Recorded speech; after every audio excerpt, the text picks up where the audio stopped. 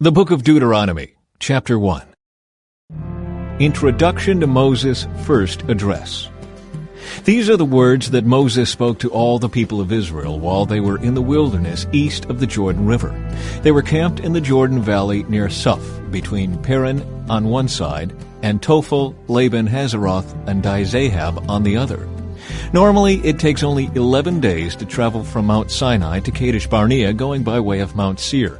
But 40 years after the Israelites left Egypt, on the first day of the 11th month, Moses addressed the people of Israel, telling them everything the Lord had commanded him to say. This took place after he had defeated King Sihon of the Amorites, who had ruled in Heshbon, and King Og of Bashan, who had ruled in Ashtaroth and Edrei. While the Israelites were in the land of Moab east of the Jordan River, Moses carefully explained the Lord's instructions as follows. The command to leave Sinai. When we were at Mount Sinai, the Lord our God said to us, "You have stayed at this mountain long enough. It is time to break camp and move on. Go to the hill country of the Amorites and to all the neighboring regions, the Jordan Valley, the hill country, the western foothills, the Negev, and the coastal plain. Go to the land of the Canaanites and to Lebanon, and all the way to the great Euphrates River. Look, I am giving all this land to you. Go in and occupy it, for it is the land the Lord swore to give to your ancestors, Abraham, Isaac, and Jacob, and to all their descendants." Moses appoints leaders from each tribe. Moses continued, "At that time I told you, you are too great a burden for me to carry all by myself. The Lord your God has increased your population, making you as numerous as the stars. And may the Lord, the God of your ancestors, multiply you 1,000 times more and bless you as he promised. But you are such a heavy load to carry. How can I deal with all your problems and bickering? Choose some well-respected men from each tribe who are known for their wisdom and understanding, and I will appoint them as your leaders." Then you responded, "Your plan is a good one." So I took the wise and respected men you had selected from your tribes and appointed them to serve as judges and officials over you. Some were responsible for 1,000 people, some for 100, some for 50, and some for 10. At that time I instructed the judges, "You must hear the cases of your fellow Israelites and the foreigners living among you. Be perfectly fair in your decisions and impartial in your judgments. Hear the cases of those who are poor as well as those who are rich. Don't be afraid of anyone's anger, for the decision you make is God's decision. Bring me any cases that are too difficult for you, and I will handle them." At that time I gave you instructions about everything you were to do. Scouts explore the land. Then, just as the Lord our God commanded us, we left Mount Sinai and traveled through the great and terrifying wilderness, as you yourselves remember, and headed toward the hill country of the Amorites. When we arrived at Kadesh Barnea, I said to you, "You have now reached the hill country of the Amorites that the Lord our God is giving us. Look, he has placed the land in front of you. Go and occupy it, as the Lord, the God of your ancestors, has promised you. Don't be afraid. Don't be discouraged." But you all came to me and said, "First, let's send out scouts to explore the land for us. They will advise us on the best route to take and which towns we should enter." This seemed like a good idea to me, so I chose 12 scouts, one from each of your tribes. They headed for the hill country and came to the valley of Eshcol and explored it. They picked some of its fruit and brought it back to us, and they reported, "The land the Lord our God has given us is indeed a good land." Israel's rebellion against the Lord. But you rebelled against the command of the Lord your God and refused to go in. You complained in your tents and said, "The Lord must hate us. That's why he has brought us here from Egypt to hand us over to the Amorites to be slaughtered. Where can we go? Our brothers have demoralized us with their report. They tell us the people of the land are taller and more powerful than we are, and their towns are large with walls rising high into the sky. We even saw giants there, the descendants of Anak." But I said to you, "Don't be shocked or afraid of them. The Lord your God is going ahead of you. He will fight for you, just as you saw him do in Egypt. And you saw how the Lord your God cared for you all along the way as you traveled through the wilderness, just as a father cares for his child. Now he has brought you to this place. But even after all he did, you refused to trust the Lord your God, who goes before you, looking for the best places to camp, guiding you with a pillar of fire by night and a pillar of cloud by day.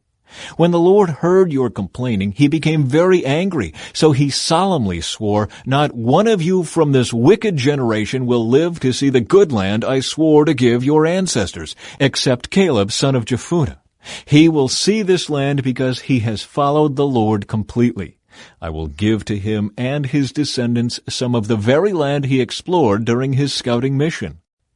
And the Lord was also angry with me because of you. He said to me, "Moses, not even you will enter the promised land. Instead, your assistant, Joshua, son of Nun, will lead the people into the land. Encourage him, for he will lead Israel as they take possession of it. I will give the land to your little ones, your innocent children. You were afraid they would be captured, but they will be the ones who occupy it. As for you, turn around now and go on back through the wilderness toward the Red Sea." Then you confessed, "We have sinned against the Lord. We will go into the land and fight for it, as the Lord our God has commanded us." So your men strapped on their weapons, thinking it would be easy to attack the hill country. But the Lord told me to tell you, "Do not attack, for I am not with you. If you go ahead on your own, you will be crushed by your enemies." This is what I told you, but you would not listen. Instead, you again rebelled against the Lord's command and arrogantly went into the hill country to fight. But the Amorites who lived there came out against you like a swarm of bees. They chased and battered you all the way from Seir to Hormah. Then you returned and wept before the Lord, but he refused to listen. So you stayed there at Kadesh for a long time. Chapter 2. Remembering Israel's Wanderings. Then we turned around and headed back across the wilderness toward the Red Sea, just as the Lord had instructed me. And we wandered around in the region of Mount Seir for a long time. Then at last the Lord said to me, "You have been wandering around in this hill country long enough. Turn to the north. Give these orders to the people. You will pass through the country belonging to your relatives the Edomites, the descendants of Esau, who live in Seir. The Edomites will feel threatened, so be careful. Do not bother them, for I have given them all the hill country around Mount Seir as their property, and I will not give you even 1 square foot of their land. If you need food to eat or water to drink, pay them for it. For the Lord your God has blessed you in everything you have done. He has watched your every step through this great wilderness. During these 40 years the Lord your God has been with you, and you have lacked nothing." So we bypassed the territory of our relatives, the descendants of Esau, who live in Seir. We avoided the road through the Arabah valley that comes up from Elath and Ezion-Geber. Then, as we turned north along the desert route through Moab, the Lord warned us, "Do not bother the Moabites, the descendants of Lot, or start a war with them. I have given them Ar as their property, and I will not give you any of their land." A race of giants called the Emites had once lived in the area of Ar. They were as strong and numerous and tall as the Anakites, another race of giants. Both the Emites and the Anakites are also known as the Rephaites, though the Moabites called them Emites. In earlier times, the Horites had lived in Seir, but they were driven out and displaced by the descendants of Esau, just as Israel drove out the people of Canaan when the Lord gave Israel their land. Moses continued, "Then the Lord said to us, 'Get moving, cross the Zered brook.' So we crossed the brook. 38 years passed from the time we first left Kadesh Barnea until we finally crossed the Zered brook.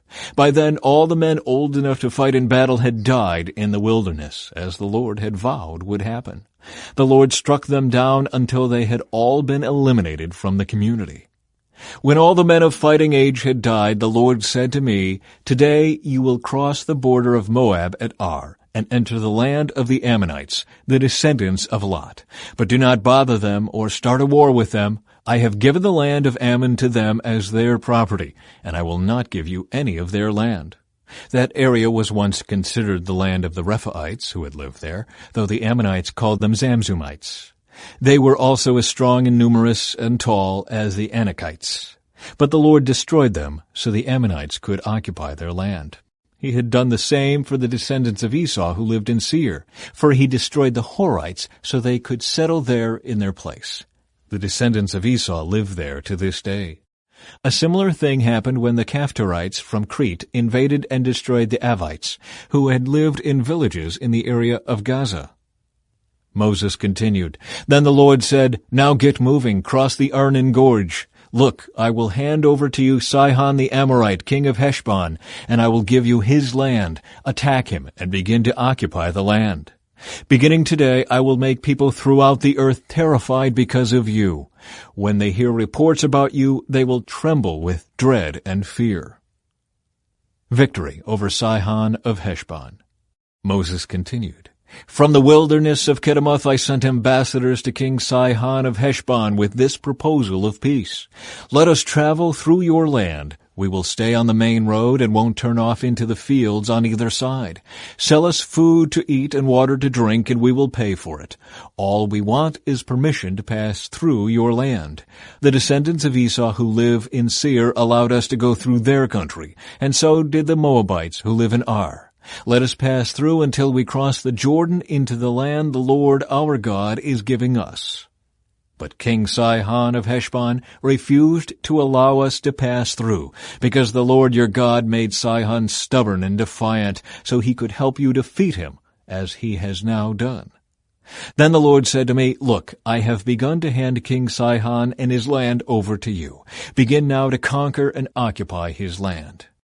Then King Sihon declared war on us and mobilized his forces at Jahaz. But the Lord our God handed him over to us, and we crushed him, his sons, and all his people. We conquered all his towns and completely destroyed everyone, men, women, and children. Not a single person was spared. We took all the livestock as plunder for ourselves, along with anything of value from the towns we ransacked.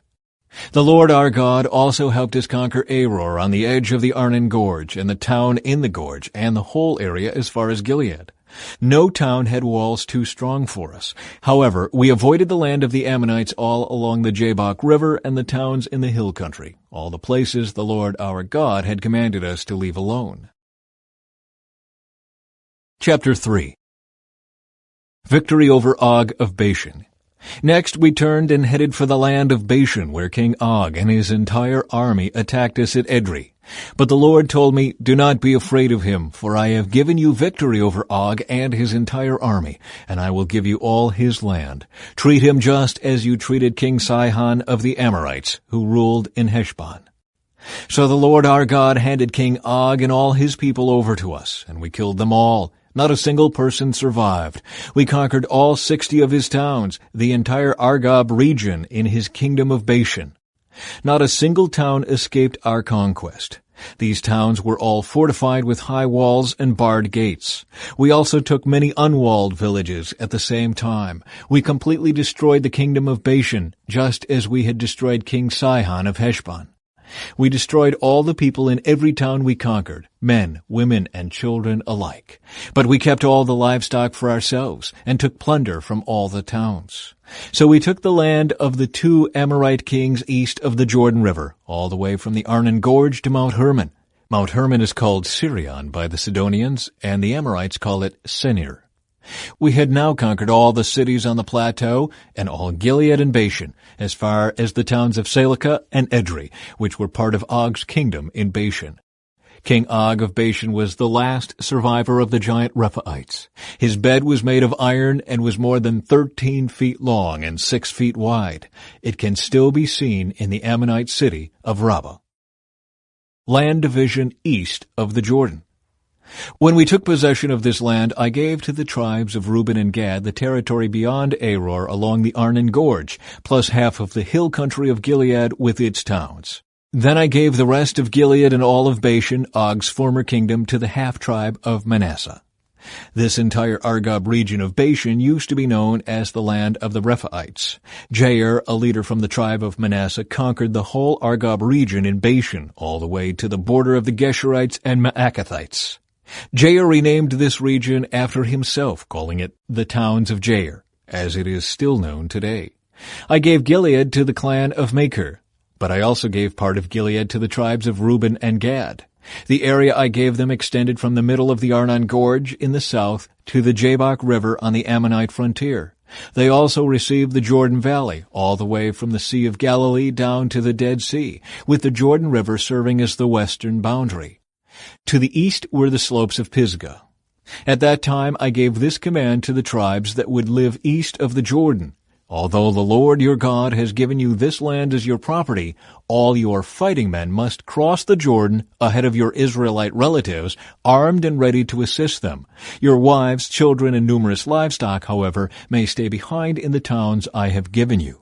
When the Lord has given security to the rest of the Israelites as he has to you, and when they occupy the land the Lord your God is giving them across the Jordan River, then you may all return here to the land I have given you. Moses forbidden to enter the land. At that time I gave Joshua this charge. You have seen for yourself everything the Lord your God has done to these two kings. He will do the same to all the kingdoms on the west side of the Jordan. Do not be afraid of the nations there, for the Lord your God will fight for you. At that time I pleaded with the Lord and said, O sovereign Lord, you have only begun to show your greatness and the strength of your hand to me, your servant. Is there any God in heaven or on earth who can perform such great and mighty deeds as you do? Please let me cross the Jordan to see the wonderful land on the other side, the beautiful hill country and the Lebanon mountains. But the Lord was angry with me because of you, and he would not listen to me. That's enough, he declared. Speak of it no more. But go up to Pisgah Peak and look over the land in every direction. Take a good look, but you may not cross the Jordan River. Instead, commission Joshua and encourage and strengthen him, for he will lead the people across the Jordan. He will give them all the land you now see before you as their possession. So he stayed in the valley near Beth Peor. Chapter 4. Moses urges Israel to obey. And now, Israel, listen carefully to these decrees and regulations that I am about to teach you. Obey them so that you may live, so you may enter and occupy the land that the Lord, the God of your ancestors, is giving you. Do not add to or subtract from these commands I am giving you. Just obey the commands of the Lord your God that I am giving you. You saw for yourself what the Lord did to you at Baal Peor. There the Lord your God destroyed everyone who had worshipped Baal, the god of Peor. But all of you who were faithful to the Lord your God are still alive today, every one of you. Look, I now teach you these decrees and regulations just as the Lord my God commanded me, so that you may obey them in the land you are about to enter and occupy. Obey them completely, and you will display your wisdom and intelligence among the surrounding nations. When they hear all these decrees, they will exclaim, How wise and prudent are the people of this great nation! For what great nation has a God as near to them as the Lord our God is near to us whenever we call on him? And what great nation has decrees and regulations as righteous and fair as this body of instructions that I am giving you today? But watch out. Be careful never to forget what you yourself have seen. Do not let these memories escape from your mind as long as you live, and be sure to pass them on to your children and grandchildren. Never forget the day when you stood before the Lord your God at Mount Sinai, where he told me, Summon the people before me, and I will personally instruct them. Then they will learn to fear me as long as they live, and they will teach their children to fear me also. You came near and stood at the foot of the mountain, while flames from the mountain shot into the sky. The mountain was shrouded in black clouds and deep darkness, and the Lord spoke to you from the heart of the fire. You heard the sound of his words, but didn't see his form. There was only a voice. He proclaimed his covenant, the 10 Commandments, which he commanded you to keep, and which he wrote on 2 stone tablets.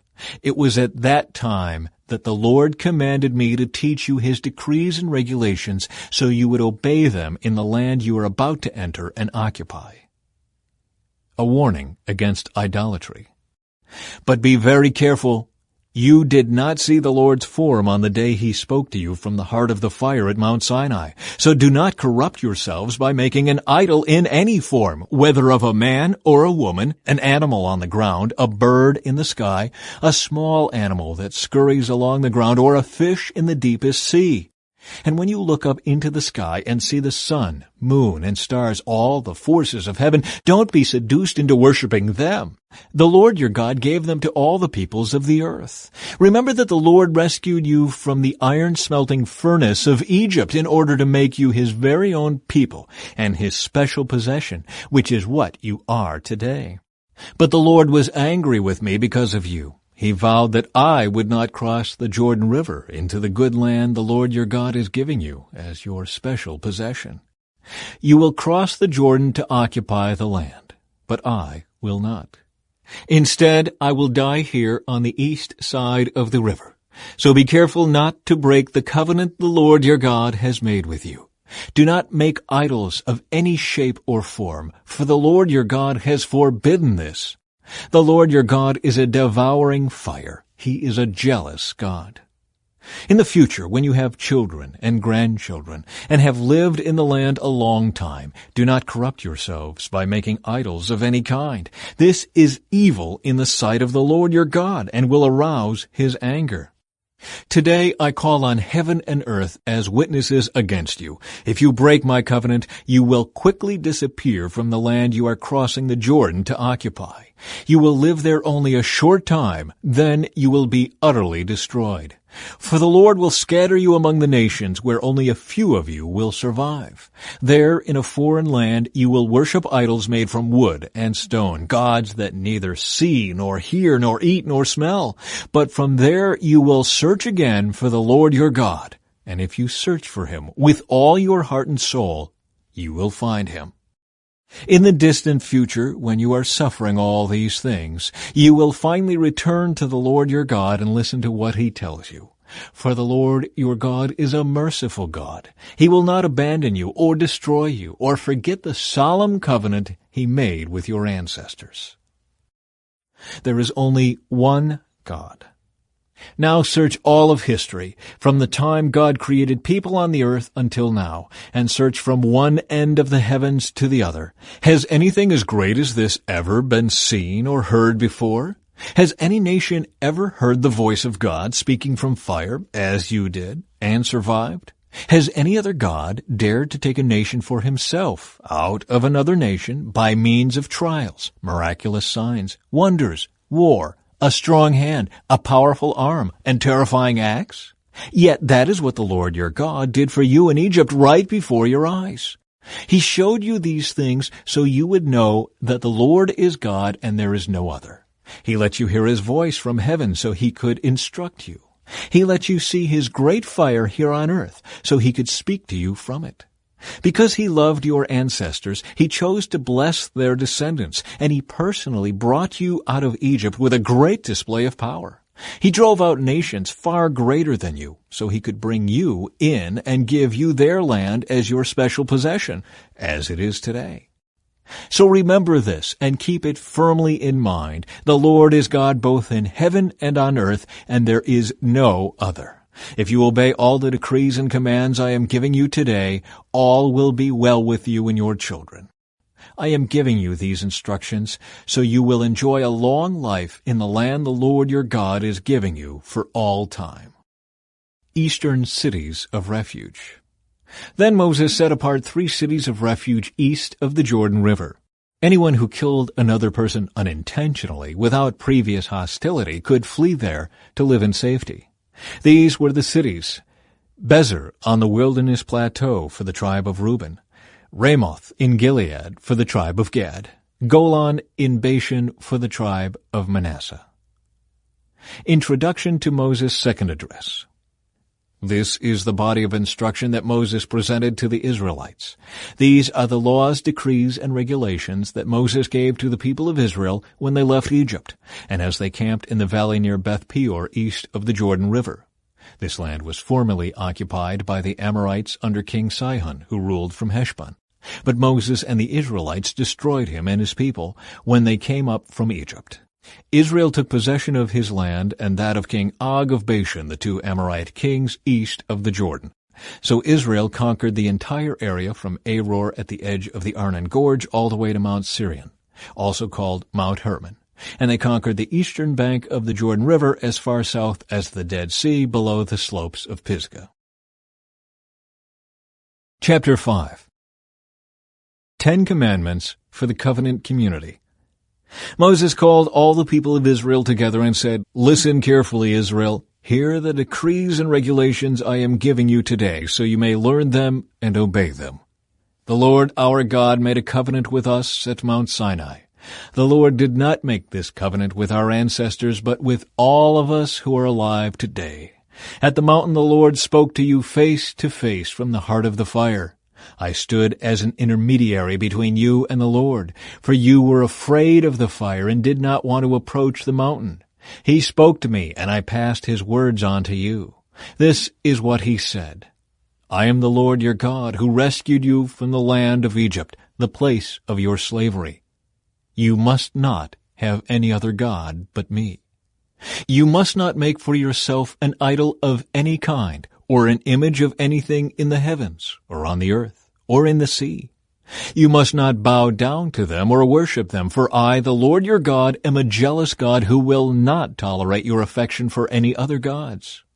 I lay the sins of the parents upon their children. The entire family is affected, even children in the third and fourth generations of those who reject me. But I lavish unfailing love for 1,000 generations on those who love me and obey my commands. You must not misuse the name of the Lord your God. The Lord will not let you go unpunished if you misuse his name. Observe the Sabbath day by keeping it holy, as the Lord your God has commanded you. You have 6 days each week for your ordinary work, but the seventh day is a Sabbath day of rest, dedicated to the Lord your God. On that day, no one in your household may do any work. This includes you, your sons and daughters, your male and female servants, your oxen and donkeys, and other livestock, and any foreigners living among you. All your male and female servants must rest as you do. Remember that you were once slaves in Egypt, but the Lord your God brought you out with his strong hand and powerful arm. That is why the Lord your God has commanded you to rest on the Sabbath day. Honor your father and mother, as the Lord your God commanded you. Then you will live a long, full life in the land the Lord your God is giving you. You must not murder. You must not commit adultery. You must not steal. You must not testify falsely against your neighbor. You must not covet your neighbor's wife. You must not covet your neighbor's house or land, male or female servant, ox or donkey, or anything else that belongs to your neighbor. The Lord spoke these words to all of you assembled there at the foot of the mountain. He spoke with a loud voice from the heart of the fire, surrounded by clouds and deep darkness. This was all he said at that time, and he wrote his words on 2 stone tablets and gave them to me. But when you heard the voice from the heart of the darkness, while the mountain was blazing with fire, all your tribal leaders and elders came to me. They said, "Look, the Lord our God has shown us his glory and greatness, and we have heard his voice from the heart of the fire. Today we have seen that God can speak to us humans, and yet we live. But now, why should we risk death again? If the Lord our God speaks to us again, we will certainly die and be consumed by this awesome fire. Can any living thing hear the voice of the living God from the heart of the fire as we did and yet survive? Go yourself and listen to what the Lord our God says. Then come and tell us everything he tells you, and we will listen and obey." The Lord heard the request you made to me, and he said, "I have heard what the people said to you, and they are right. Oh, that they would always have hearts like this, that they might fear me and obey all my commands. If they did, they and their descendants would prosper forever. Go and tell them, 'Return to your tents.' But you stand here with me, so I can give you all my commands, decrees, and regulations. You must teach them to the people so they can obey them in the land I am giving them as their possession. So Moses told the people, "You must be careful to obey all the commands of the Lord your God, following his instructions in every detail. Stay on the path that the Lord your God has commanded you to follow. Then you will live long and prosperous lives in the land you are about to enter and occupy." Chapter 6. A call for wholehearted commitment. These are the commands, decrees, and regulations that the Lord your God commanded me to teach you. You must obey them in the land you are about to enter and occupy, and you and your children and grandchildren must fear the Lord your God as long as you live. If you obey all his decrees and commands, you will enjoy a long life. Listen closely, Israel, and be careful to obey. Then all will go well with you, and you will have many children in the land flowing with milk and honey, just as the Lord, the God of your ancestors, promised you. Listen, O Israel, the Lord is our God, the Lord alone. And you must love the Lord your God with all your heart, all your soul, and all your strength. And you must commit yourselves wholeheartedly to these commands that I am giving you today. Repeat them again and again to your children. Talk about them when you are at home, and when you are on the road, when you are going to bed, and when you are getting up. Tie them to your hands and wear them on your forehead as reminders. Write them on the doorposts of your house and on your gates. The Lord your God will soon bring you into the land he swore to give you when he made a vow to your ancestors Abraham, Isaac, and Jacob. It is a land with large, prosperous cities that you did not build. The houses will be richly stocked with goods you did not produce. You will draw water from cisterns you did not dig, and you will eat from vineyards and olive trees you did not plant. When you have eaten your fill in this land, be careful not to forget the Lord who rescued you from slavery in the land of Egypt. You must fear the Lord your God and serve him. When you take an oath, you must use only his name. You must not worship any of the gods of neighboring nations, for the Lord your God who lives among you is a jealous God. His anger will flare up against you, and he will wipe you from the face of the earth. You must not test the Lord your God, as you did when you complained at Massah. You must diligently obey the commands of the Lord your God, all the laws and decrees he has given you. Do what is right and good in the Lord's sight, so all will go well with you. Then you will enter and occupy the good land that the Lord swore to give your ancestors. You will drive out all the enemies living in the land, just as the Lord said you would. In the future, your children will ask you, "What is the meaning of these laws, decrees, and regulations that the Lord our God has commanded us to obey?" Then you must tell them, "We were Pharaoh's slaves in Egypt, but the Lord brought us out of Egypt with his strong hand. The Lord did miraculous signs and wonders before our eyes, dealing terrifying blows against Egypt and Pharaoh and all his people. He brought us out of Egypt so he could give us this land he had sworn to give our ancestors.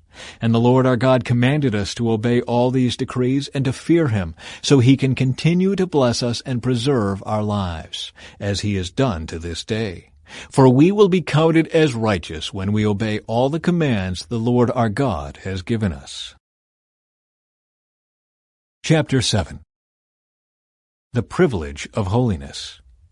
When the Lord your God brings you into the land you are about to enter and occupy, he will clear away many nations ahead of you, the Hittites, Girgashites, Amorites, Canaanites, Perizzites, Hivites, and Jebusites. These 7 nations are greater and more numerous than you. When the Lord your God hands these nations over to you and you conquer them, you must completely destroy them. Make no treaties with them and show them no mercy. You must not intermarry with them. Do not let your daughters and sons marry their sons and daughters, for they will lead your children away from me to worship other gods. Then the anger of the Lord will burn against you, and he will quickly destroy you. This is what you must do. You must break down their pagan altars and shatter their sacred pillars, cut down their Asherah poles and burn their idols. For you are a holy people who belong to the Lord your God. Of all the people on earth, the Lord your God has chosen you to be his own special treasure. The Lord did not set his heart on you and choose you because you were more numerous than other nations, for you were the smallest of all nations. Rather, it was simply that the Lord loves you and he was keeping the oath he had sworn to your ancestors. That is why the Lord rescued you with such a strong hand from your slavery and from the oppressive hand of Pharaoh, king of Egypt. Understand, therefore, that the Lord your God is indeed God. He is the faithful God who keeps his covenant for 1,000 generations and lavishes his unfailing love on those who love him and obey his commands. But he does not hesitate to punish and destroy those who reject him. Therefore, you must obey all these commands, decrees, and regulations I am giving you today. If you listen to these regulations and faithfully obey them, the Lord your God will keep his covenant of unfailing love with you, as he promised with an oath to your ancestors. He will love you and bless you, and he will give you many children. He will give fertility to your land and your animals. When you arrive in the land he swore to give your ancestors, you will have large harvests of grain, new wine and olive oil, and great herds of cattle, sheep, and goats. You will be blessed above all the nations of the earth. None of your men or women will be childless, and all your livestock will bear young. And the Lord will protect you from all sickness. He will not let you suffer from the terrible diseases you knew in Egypt, but he will inflict them on all your enemies. You must destroy all the nations the Lord your God hands over to you. Show them no mercy, and do not worship their gods, or they will trap you. Perhaps you will think to yourselves, how can we ever conquer these nations that are so much more powerful than we are? But don't be afraid of them. Just remember what the Lord your God did to Pharaoh and to all the land of Egypt. Remember the great terrors the Lord your God sent against them. You saw it all with your own eyes. And remember the miraculous signs and wonders and the strong hand and powerful arm with which he brought you out of Egypt. The Lord your God will use this same power against all the people you fear. And then the Lord your God will send terror to drive out the few survivors still hiding from you. No, do not be afraid of those nations, for the Lord your God is among you, and he is a great and awesome God. The Lord your God will drive those nations out ahead of you little by little. You will not clear them away all at once, otherwise the wild animals would multiply too quickly for you. But the Lord your God will hand them over to you. He will throw them into complete confusion until they are destroyed. He will put their kings in your power, and you will erase their names from the face of the earth. No one will be able to stand against you, and you will destroy them all.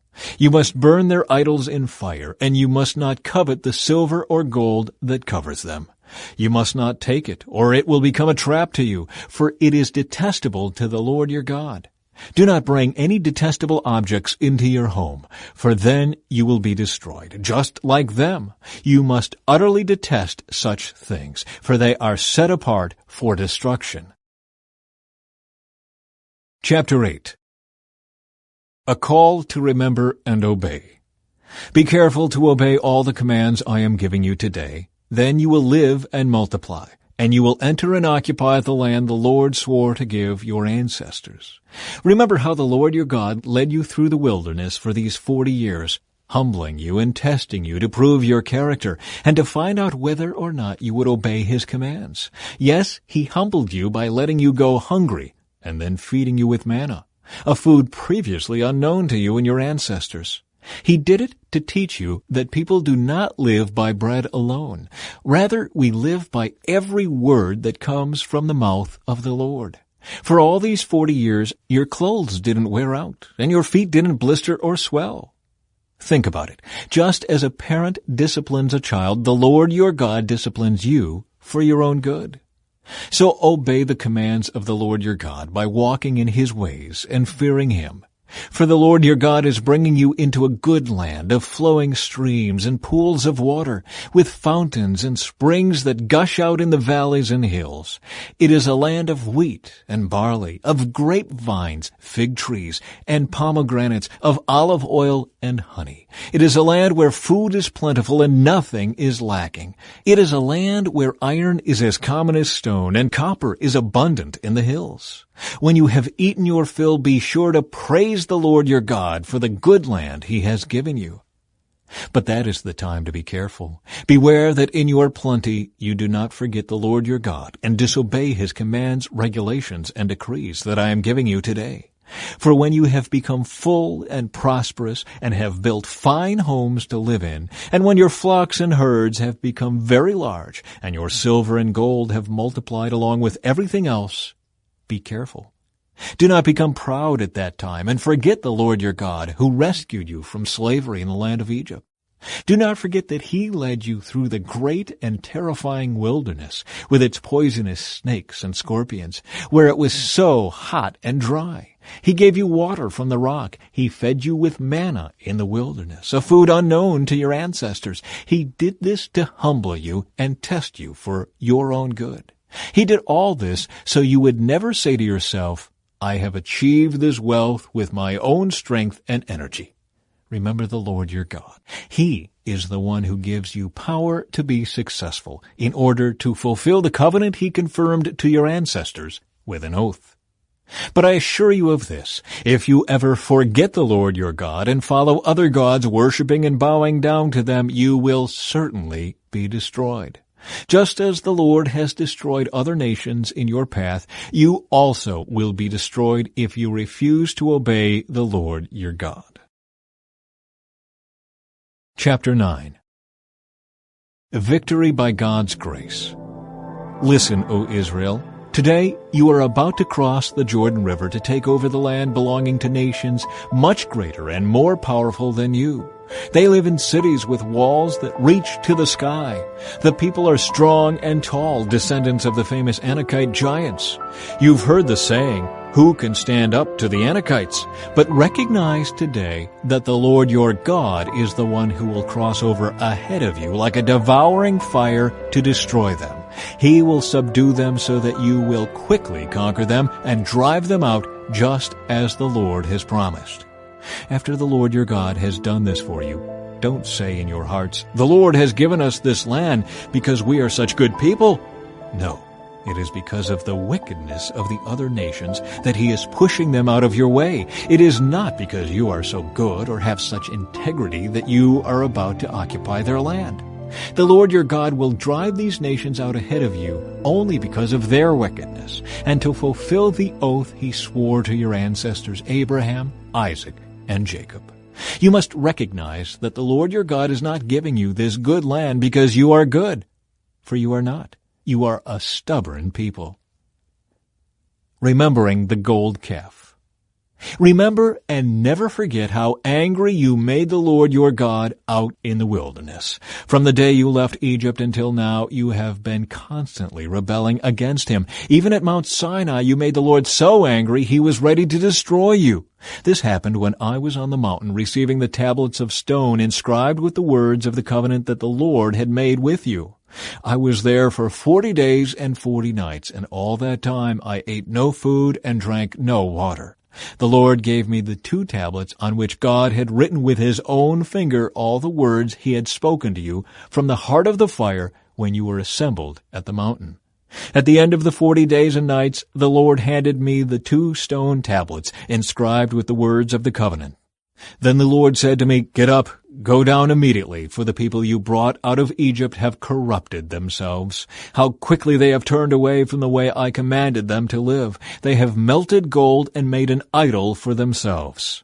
The Lord also said to me, I have seen how stubborn and rebellious these people are. Leave me alone so I may destroy them and erase their name from under heaven. Then I will make a mighty nation of your descendants, a nation larger and more powerful than they are. So while the mountain was blazing with fire, I turned and came down, holding in my hands the 2 stone tablets inscribed with the terms of the covenant. There below me I could see that you had sinned against the Lord your God. You had melted gold and made a calf idol for yourselves. How quickly you had turned away from the path the Lord had commanded you to follow. So I took the stone tablets and threw them to the ground, smashing them before your eyes. Then, as before, I threw myself down before the Lord for 40 days and nights. I ate no bread and drank no water because of the great sin you had committed by doing what the Lord hated, provoking him to anger. I feared that the furious anger of the Lord, which turned him against you, would drive him to destroy you. But again, he listened to me. The Lord was so angry with Aaron that he wanted to destroy him too. But I prayed for Aaron, and the Lord spared him. I took your sin, the calf you had made, and I melted it down in the fire and ground it into fine dust. Then I threw the dust into the stream that flows down the mountain. You also made the Lord angry at Taberah, Massa, and Kibroth-Hattaavah. And at Kadesh Barnea the Lord sent you out with this command, Go up and take over the land I have given you. But you rebelled against the command of the Lord your God and refused to put your trust in him or obey him.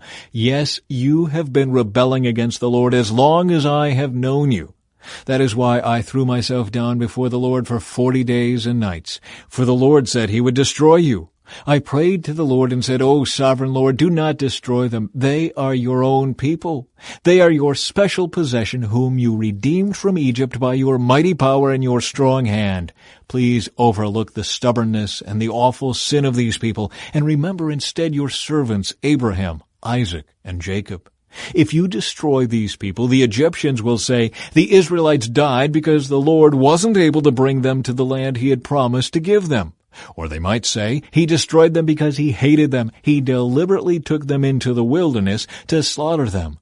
But they are your people and your special possession, whom you brought out of Egypt by your great strength and powerful arm. Chapter 10.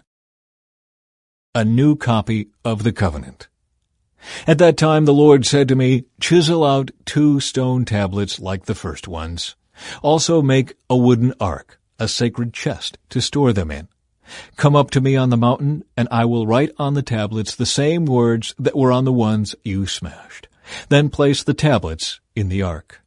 So I made an ark of acacia wood and cut 2 stone tablets like the first 2. Then I went up the mountain with the tablets in my hand. Once again, the Lord wrote the 10 commandments on the tablets and gave them to me. They were the same words the Lord had spoken to you from the heart of the fire on the day you were assembled at the foot of the mountain. Then I turned and came down the mountain and placed the tablets in the ark of the covenant, which I had made just as the Lord commanded me, and the tablets are still there in the ark. The people of Israel set out from the wells of the people of Jaachan and traveled to Mosera, where Aaron died and was buried. His son Eleazar ministered as high priest in his place. Then they journeyed to Gudgodah and from there to Jotbatha, a land with many brooks and streams. At that time the Lord set apart the tribe of Levi to carry the ark of the Lord's covenant and to stand before the Lord as his ministers and to pronounce blessings in his name. These are their duties to this day. That is why the Levites have no share of property or possession of land among the other Israelite tribes. The Lord himself is their special possession, as the Lord your God told them. As for me, I stayed on the mountain in the Lord's presence for 40 days and nights, as I had done the first time. And once again the Lord listened to my pleas and agreed not to destroy you. Then the Lord said to me, Get up and resume the journey, and lead the people to the land I swore to give to their ancestors, so they may take possession of it. A call to love and obedience. And now, Israel, what does the Lord your God require of you? He requires only that you fear the Lord your God, and live in a way that pleases him, and love him, and serve him with all your heart and soul. And you must always obey the Lord's commands and decrees that I am giving you today for your own good. Look, the highest heavens and the earth and everything in it all belong to the Lord your God. Yet the Lord chose your ancestors as the objects of his love, and he chose you, their descendants, above all other nations, as is evident today. Therefore, change your hearts and stop being stubborn. For the Lord your God is the God of gods and Lord of lords. He is the great God, the mighty and awesome God, who shows no partiality and cannot be bribed. He ensures that orphans and widows receive justice. He shows love to the foreigners living among you and gives them food and clothing. So you too must show love to foreigners, for you yourselves were once foreigners in the land of Egypt. You must fear the Lord your God and worship him and cling to him. Your oaths must be in his name alone. He alone is your God, the only one who is worthy of your praise, the one who has done these mighty miracles that you have seen with your own eyes. When your ancestors went down into Egypt, there were only 70 of them. But now the Lord your God has made you as numerous as the stars in the sky. Chapter 11. You must love the Lord your God and obey all His requirements, decrees, regulations, and commands. Keep in mind that I am not talking now to your children who have never experienced the discipline of the Lord your God or seen His greatness and His strong hand and powerful arm. They didn't see the miraculous signs and wonders He performed in Egypt against Pharaoh and all his land. They didn't see what the Lord did to the armies of Egypt and to their horses and chariots, how He drowned them in the Red Sea as they were chasing you. He destroyed them, and they have not recovered to this very day. Your children didn't see how the Lord cared for you in the wilderness until you arrived here. They didn't see what He did to Dathan and Abiram, the sons of Eliab, a descendant of Reuben, when the earth opened its mouth in the Israelite camp and swallowed them, along with their households and tents and every living thing that belonged to them. But you have seen the Lord perform all these mighty deeds with your own eyes. The blessings of obedience.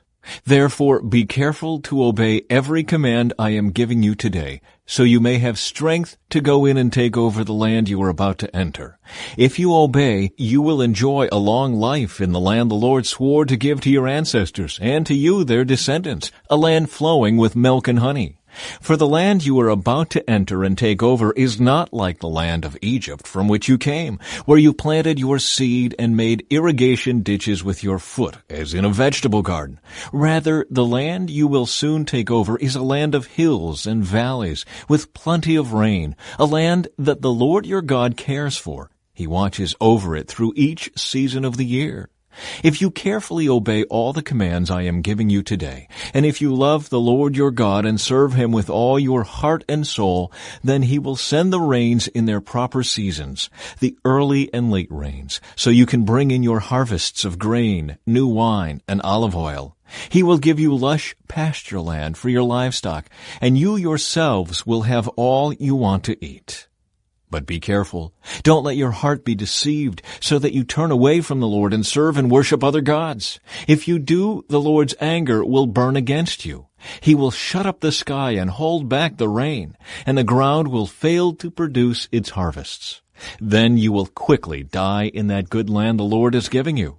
So commit yourselves wholeheartedly to these words of mine. Tie them to your hands and wear them on your forehead as reminders. Teach them to your children. Talk about them when you are at home and when you are on the road, when you are going to bed and when you are getting up. Write them on the doorposts of your house and on your gates, so that as long as the sky remains above the earth, you and your children may flourish in the land the Lord swore to give your ancestors. Be careful to obey all these commands I am giving you. Show love to the Lord your God by walking in His ways and holding tightly to Him. Then the Lord will drive out all the nations ahead of you, though they are much greater and stronger than you, and you will take over their land. Wherever you set foot, that land will be yours. Your frontiers will stretch from the wilderness in the south to Lebanon in the north, and from the Euphrates River in the east to the Mediterranean Sea in the west. No one will be able to stand against you, for the Lord your God will cause the people to fear and dread you, as He promised, wherever you go in the whole land. Look, today I am giving you the choice between a blessing and a curse. You will be blessed if you obey the commands of the Lord your God that I am giving you today. But you will be cursed if you reject the commands of the Lord your God and turn away from Him and worship gods you have not known before. When the Lord your God brings you into the land and helps you take possession of it, you must pronounce the blessing at Mount Gerizim and the curse at Mount Ebal. These two mountains are west of the Jordan River in the land of the Canaanites who live in the Jordan Valley, near the town of Gilgal, not far from the oaks of Moreh. For you are about to cross the Jordan River to take over the land the Lord your God is giving you. When you take that land and are living in it, you must be careful to obey all the decrees and regulations I am giving you today. Chapter 12. The Lord's chosen place for worship. These are the decrees and regulations you must be careful to obey when you live in the land that the Lord, the God of your ancestors, is giving you. You must obey them as long as you live. When you drive out the nations that live there, you must destroy all the places where they worship their gods, high on the mountains, up on the hills, and under every green tree. Break down their altars and smash their sacred pillars. Burn their Asherah poles and cut down their carved idols. Completely erase the names of their gods. Do not worship the Lord your God in the way these pagan peoples worship their gods. Rather, you must seek the Lord your God at the place of worship He Himself will choose from among all the tribes, the place where His name will be honored. There you will bring your burnt offerings, your sacrifices, your tithes, your sacred offerings, your offerings to fulfill a vow, your voluntary offerings, and your offerings of the firstborn animals of your herds and flocks.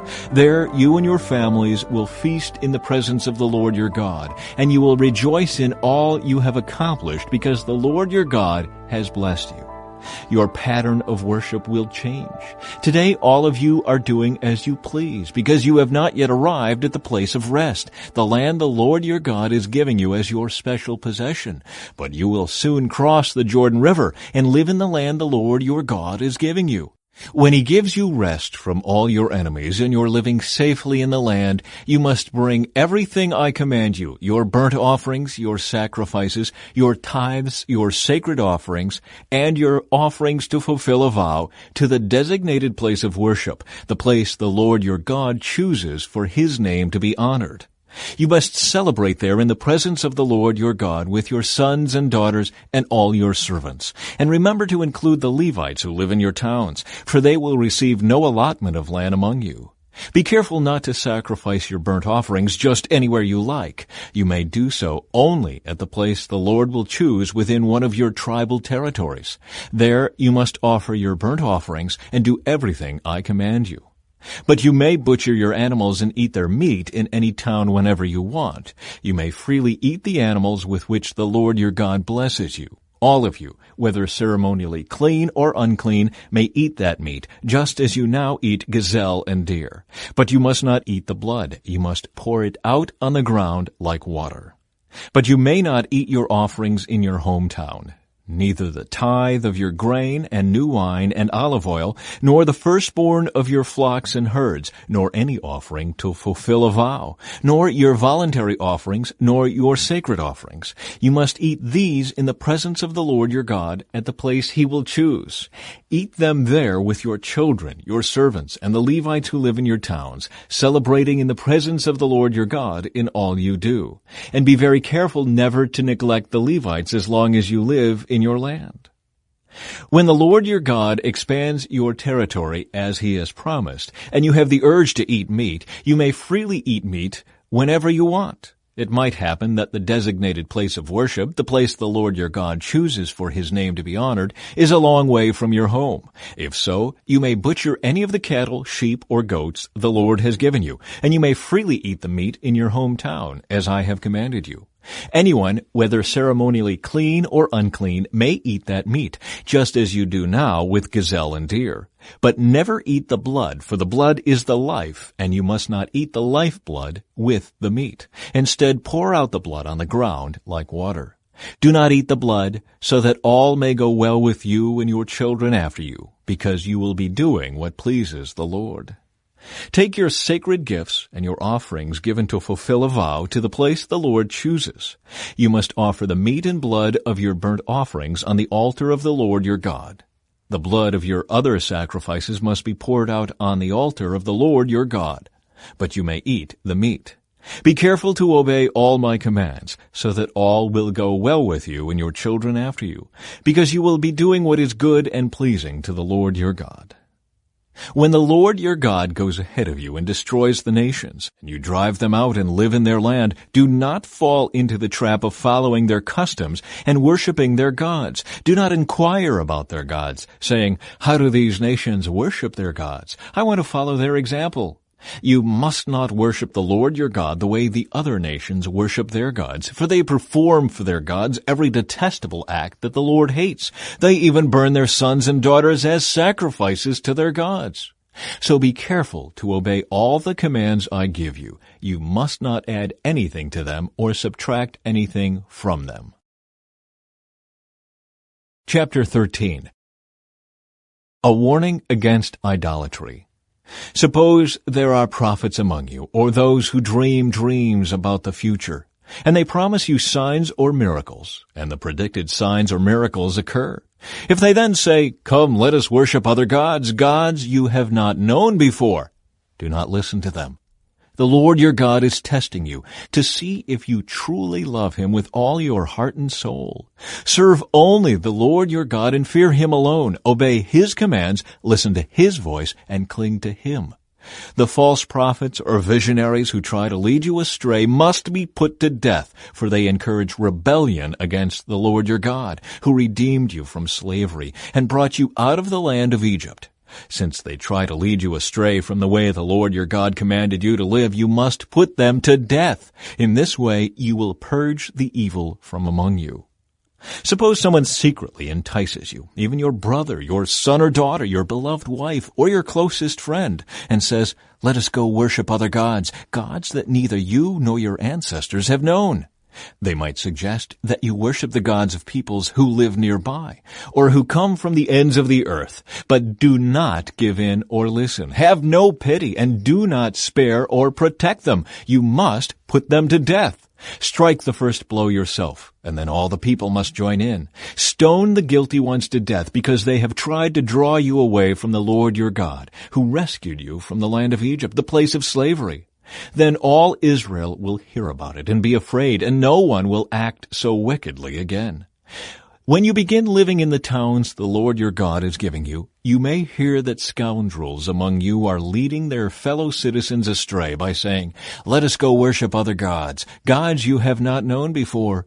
In such cases, you must examine the facts carefully. If you find that the report is true and such a detestable act has been committed among you, you must attack that town and completely destroy all its inhabitants as well as all the livestock. Then you must pile all the plunder in the middle of the open square and burn it. Burn the entire town as a burnt offering to the Lord your God. That town must remain a ruin forever. It may never be rebuilt. Keep none of the plunder that has been set apart for destruction. Then the Lord will turn from His fierce anger and be merciful to you. He will have compassion on you and make you a large nation, just as He swore to your ancestors. The Lord your God will be merciful only if you listen to His voice and keep all His commands that I am giving you today, doing what pleases Him.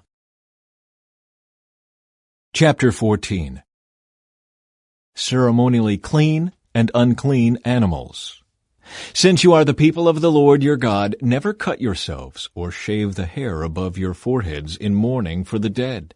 You have been set apart as holy to the Lord your God, and He has chosen you from all the nations of the earth to be His own special treasure.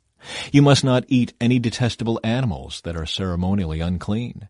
These are the animals you may eat: the ox, the sheep, the goat, the deer, the gazelle, the roe deer, the wild goat, the addax, the antelope, and the mountain sheep. You may eat any animal that has completely split hooves and choose the cud. But if the animal doesn't have both, it may not be eaten. So you may not eat the camel, the hare, or the hyrax.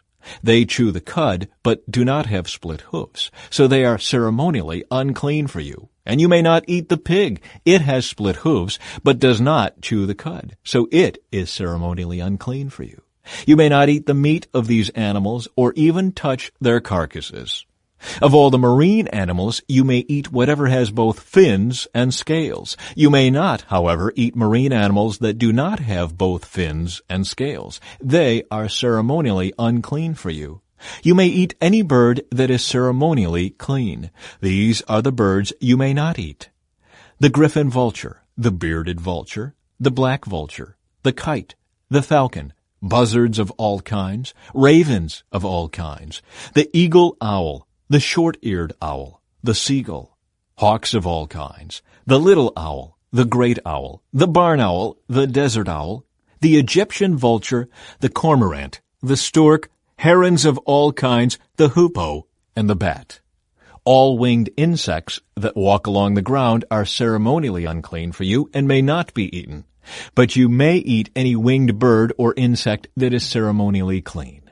You must not eat anything that has died a natural death. You may give it to a foreigner living in your town, or you may sell it to a stranger, but do not eat it yourselves, for you are set apart as holy to the Lord your God. You must not cook a young goat in its mother's milk. The giving of tithes. You must set aside a tithe of your crops, 1/10 of all the crops you harvest each year. Bring this tithe to the designated place of worship, the place the Lord your God chooses for His name to be honored, and eat it there in His presence. This applies to your tithes of grain, new wine, olive oil, and the firstborn males of your flocks and herds. Doing this will teach you always to fear the Lord your God. Now, when the Lord your God blesses you with a good harvest, the place of worship He chooses for His name to be honored might be too far for you to bring the tithe.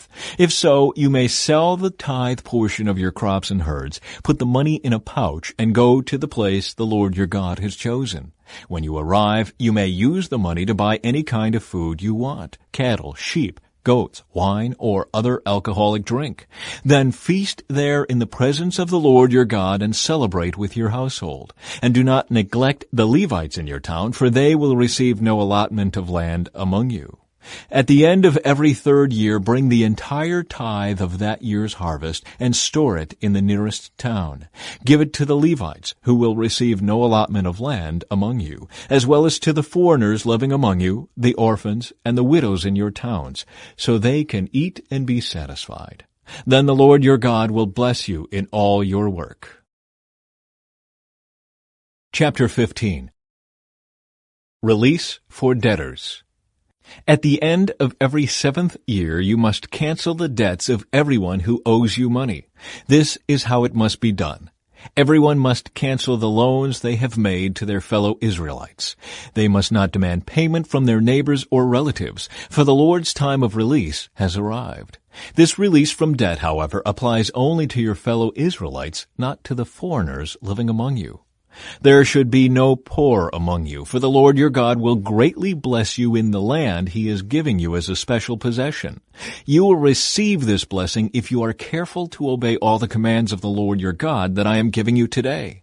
The Lord your God will bless you as He has promised. You will lend money to many nations, but will never need to borrow. You will rule many nations, but they will not rule over you.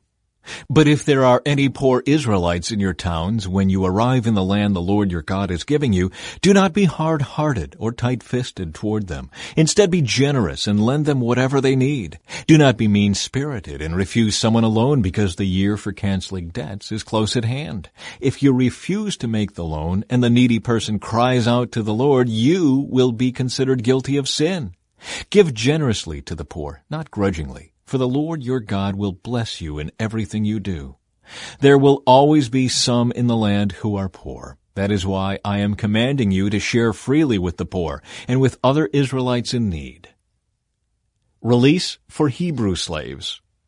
If a fellow Hebrew sells himself or herself to be your servant and serves you for 6 years, in the 7th year you must set that servant free. When you release a male servant, do not send him away empty-handed. Give him a generous farewell gift from your flock, your threshing floor, and your winepress. Share with him some of the bounty with which the Lord your God has blessed you. Remember that you were once slaves in the land of Egypt, and the Lord your God redeemed you. That is why I am giving you this command. But suppose your servant says, I will not leave you, because he loves you and your family, and he has done well with you. In that case, take an awl and push it through his earlobe into the door. After that, he will be your servant for life, and do the same for your female servants. You must not consider it a hardship when you release your servants. Remember that for 6 years they have given you services worth double the wages of hired workers, and the Lord your God will bless you in all you do. Sacrificing firstborn male animals. You must set aside for the Lord your God all the firstborn males from your flocks and herds. Do not use the firstborn of your herds to work your fields, and do not shear the firstborn of your flocks. Instead, you and your family must eat these animals in the presence of the Lord your God each year at the place He chooses. But if this firstborn animal has any defect, such as lameness or blindness, or if anything else is wrong with it, you must not sacrifice it to the Lord your God. Instead, use it for food for your family in your hometown. Anyone, whether ceremonially clean or unclean, may eat it, just as anyone may eat a gazelle or deer. But you must not eat the blood. You must pour it out on the ground like water. Chapter 16. Passover and the Festival of Unleavened Bread. In honor of the Lord your God, celebrate the Passover each year in the early spring, in the month of Abib, for that was the month in which the Lord your God brought you out of Egypt by night. Your Passover sacrifice may be from either the flock or the herd, and it must be sacrificed to the Lord your God at the designated place of worship, the place he chooses for his name to be honored. Eat it with bread made without yeast. For 7 days the bread you eat must be made without yeast, as when you escaped from Egypt in such a hurry. Eat this bread, the bread of suffering, so that as long as you live you will remember the day you departed from Egypt. Let no yeast be found in any house throughout your land for those 7 days. And when you sacrifice the Passover lamb on the evening of the first day, do not let any of the meat remain until the next morning. You may not sacrifice the Passover in just any of the towns that the Lord your God is giving you. You must offer it only at the designated place of worship, the place the Lord your God chooses for his name to be honored. Sacrifice it there in the evening as the sun goes down on the anniversary of your exodus from Egypt. Roast the lamb and eat it in the place the Lord your God chooses. Then you may go back to your tents the next morning. For the next 6 days you may not eat any bread made with yeast. On the 7th day proclaim another holy day in honor of the Lord your God, and no work may be done on that day. The Festival of Harvest. Count off 7 weeks from when you first begin to cut the grain at the time of harvest. Then celebrate the Festival of Harvest to honor the Lord your God. Bring him a voluntary offering in proportion to the blessings you have received from him. This is a time to celebrate before the Lord your God at the designated place of worship he will choose for his name to be honored. Celebrate with your sons and daughters, your male and female servants, the Levites from your towns, and the foreigners, orphans, and widows who live among you. Remember that you were once slaves in Egypt, so be careful to obey all these decrees. The Festival of Shelters. You must observe the Festival of Shelters for 7 days at the end of the harvest season, after the grain has been threshed and the grapes have been pressed. This festival will be a happy time of celebrating with your sons and daughters, your male and female servants, and the Levites, foreigners, orphans, and widows from your towns. For 7 days you must celebrate this festival to honor the Lord your God at the place he chooses. For it is he who blesses you with bountiful harvests and gives you success in all your work. This festival will be a time of great joy for all. Each year every man in Israel must celebrate these 3 festivals: the Festival of Unleavened Bread, the Festival of Harvest, and the Festival of Shelters. On each of these occasions all men must appear before the Lord your God at the place he chooses, but they must not appear before the Lord without a gift for him. All must give as they are able, according to the blessings given to them by the Lord your God. Justice for the people. Appoint judges and officials for yourselves from each of your tribes in all the towns the Lord your God is giving you. They must judge the people fairly. You must never twist justice or show partiality. Never accept a bribe, for bribes blind the eyes of the wise and corrupt the decisions of the godly. Let true justice prevail, so you may live and occupy the land that the Lord your God is giving you. You must never set up a wooden Asherah pole beside the altar you build for the Lord your God, and never set up sacred pillars for worship, for the Lord your God hates them. Chapter 17. Never sacrifice sick or defective cattle, sheep, or goats to the Lord your God, for he detests such gifts. When you begin living in the towns the Lord your God is giving you, a man or woman among you might do evil in the sight of the Lord your God and violate the covenant. For instance, they might serve other gods or worship the sun, the moon, or any of the stars, the forces of heaven, which I have strictly forbidden. When you hear about it, investigate the matter thoroughly. If it is true that this detestable thing has been done in Israel, then the man or woman who has committed such an evil act must be taken to the gates of the town and stoned to death. But never put a person to death on the testimony of only one witness. There must always be 2 or 3 witnesses. The witnesses must throw the first stones, and then all the people may join in. In this way you will purge the evil from among you. Suppose a case arises in a local court that is too hard for you to decide. For instance, whether someone is guilty of murder or only of manslaughter, or a difficult lawsuit, or a case involving different kinds of assault. Take such legal cases to the place the Lord your God will choose, and present them to the Levitical priests or the judge on duty at that time. They will hear the case and declare the verdict. You must carry out the verdict they announce and the sentence they prescribe at the place the Lord chooses. You must do exactly what they say. After they have interpreted the law and declared their verdict, the sentence they impose must be fully executed. Do not modify it in any way. Anyone arrogant enough to reject the verdict of the judge or of the priest who represents the Lord your God must die. In this way you will purge the evil from Israel. Then everyone else will hear about it and be afraid to act so arrogantly. Guidelines for a king. You are about to enter the land the Lord your God is giving you. When you take it over and settle there, you may think, we should select a king to rule over us, like the other nations around us. If this happens, be sure to select as king the man the Lord your God chooses. You must appoint a fellow Israelite. He may not be a foreigner.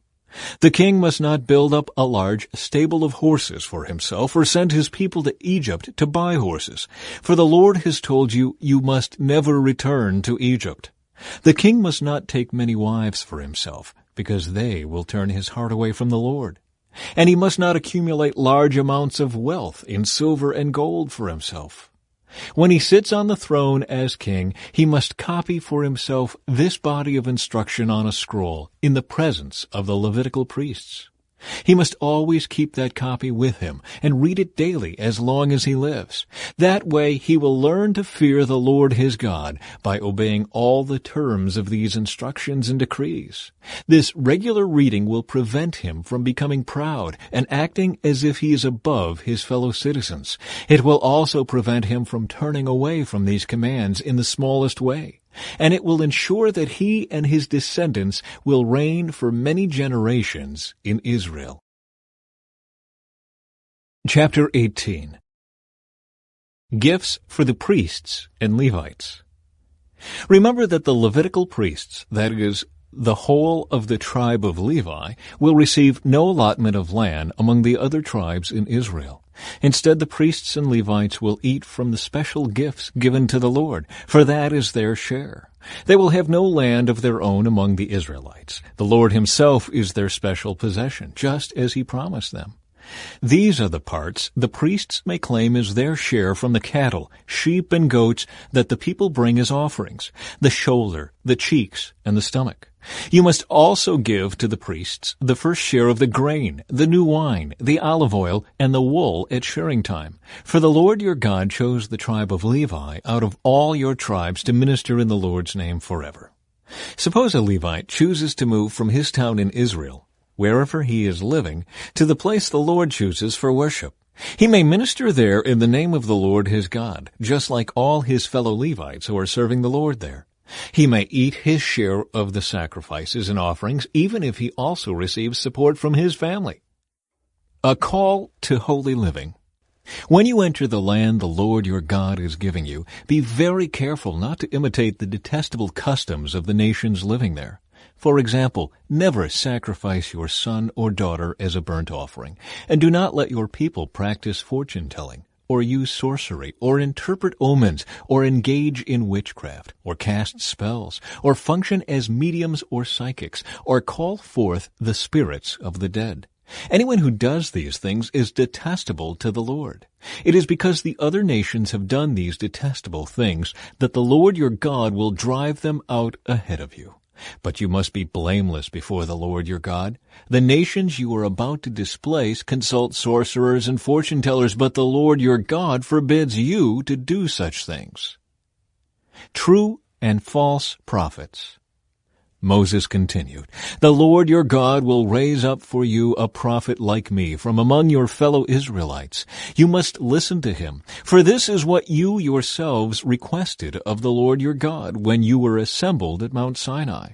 You said, 'Don't let us hear the voice of the Lord our God any more, or see this blazing fire, for we will die.' Then the Lord said to me, 'What they have said is right. I will raise up a prophet like you from among their fellow Israelites. I will put my words in his mouth, and he will tell the people everything I command him.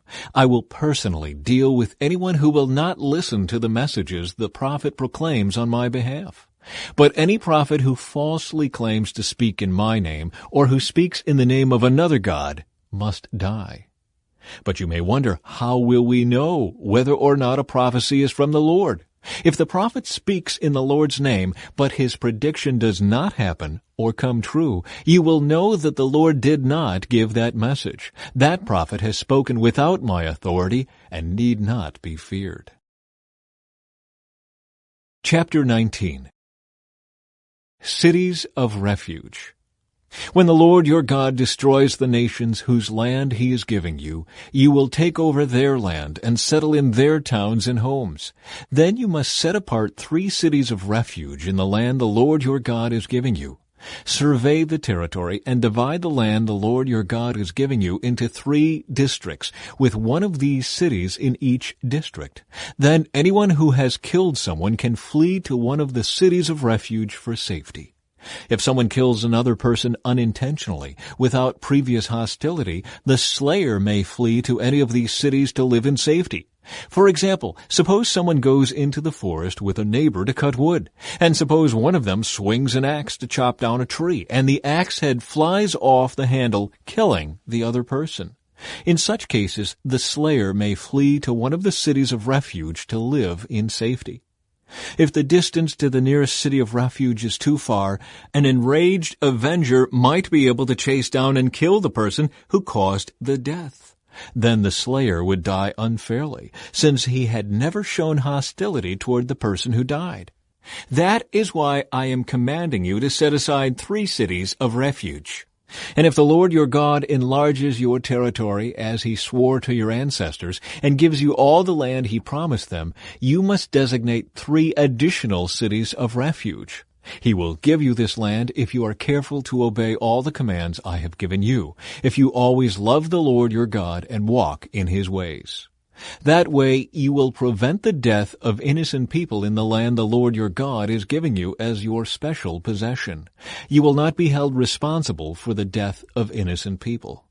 But suppose someone is hostile toward a neighbor and deliberately ambushes and murders him, and then flees to one of the cities of refuge. In that case, the elders of the murderer's hometown must send agents to the city of refuge to bring him back and hand him over to the dead person's avenger to be put to death. Do not feel sorry for that murderer. Purge from Israel the guilt of murdering innocent people, then all will go well with you. Concern for justice. When you arrive in the land the Lord your God is giving you as your special possession, you must never steal anyone's land by moving the boundary markers your ancestors set up to mark their property. You must not convict anyone of a crime on the testimony of only one witness. The facts of the case must be established by the testimony of 2 or 3 witnesses. If a malicious witness comes forward and accuses someone of a crime, then both the accuser and accused must appear before the Lord by coming to the priests and judges in office at that time. The judges must investigate the case thoroughly. If the accuser has brought false charges against his fellow Israelite, you must impose on the accuser the sentence he intended for the other person. In this way, you will purge such evil from among you. Then the rest of the people will hear about it and be afraid to do such an evil thing. You must show no pity for the guilty. Your rule should be life for life, eye for eye, tooth for tooth, hand for hand, foot for foot. Chapter 20. Regulations concerning war. When you go out to fight your enemies, and you face horses and chariots, and an army greater than your own, do not be afraid. The Lord your God, who brought you out of the land of Egypt, is with you. When you prepare for battle, the priest must come forward to speak to the troops. He will say to them, "Listen to me, all you men of Israel. Do not be afraid as you go out to fight your enemies today. Do not lose heart or panic or tremble before them. For the Lord your God is going with you. He will fight for you against your enemies, and he will give you victory." Then the officers of the army must address the troops and say, "Has anyone here just built a new house, but not yet dedicated it? If so, you may go home. You might be killed in the battle and someone else would dedicate your house. Has anyone here just planted a vineyard, but not yet eaten any of its fruit? If so, you may go home.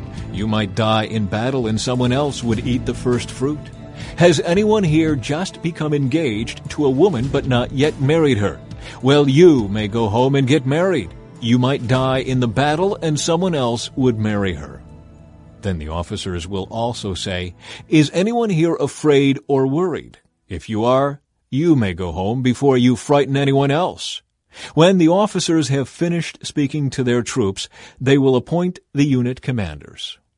As you approach a town to attack it, you must first offer its people terms for peace. If they accept your terms and open the gates to you, then all the people inside will serve you in forced labor. But if they refuse to make peace and prepare to fight, you must attack the town. When the Lord your God hands the town over to you, use your swords to kill every man in the town.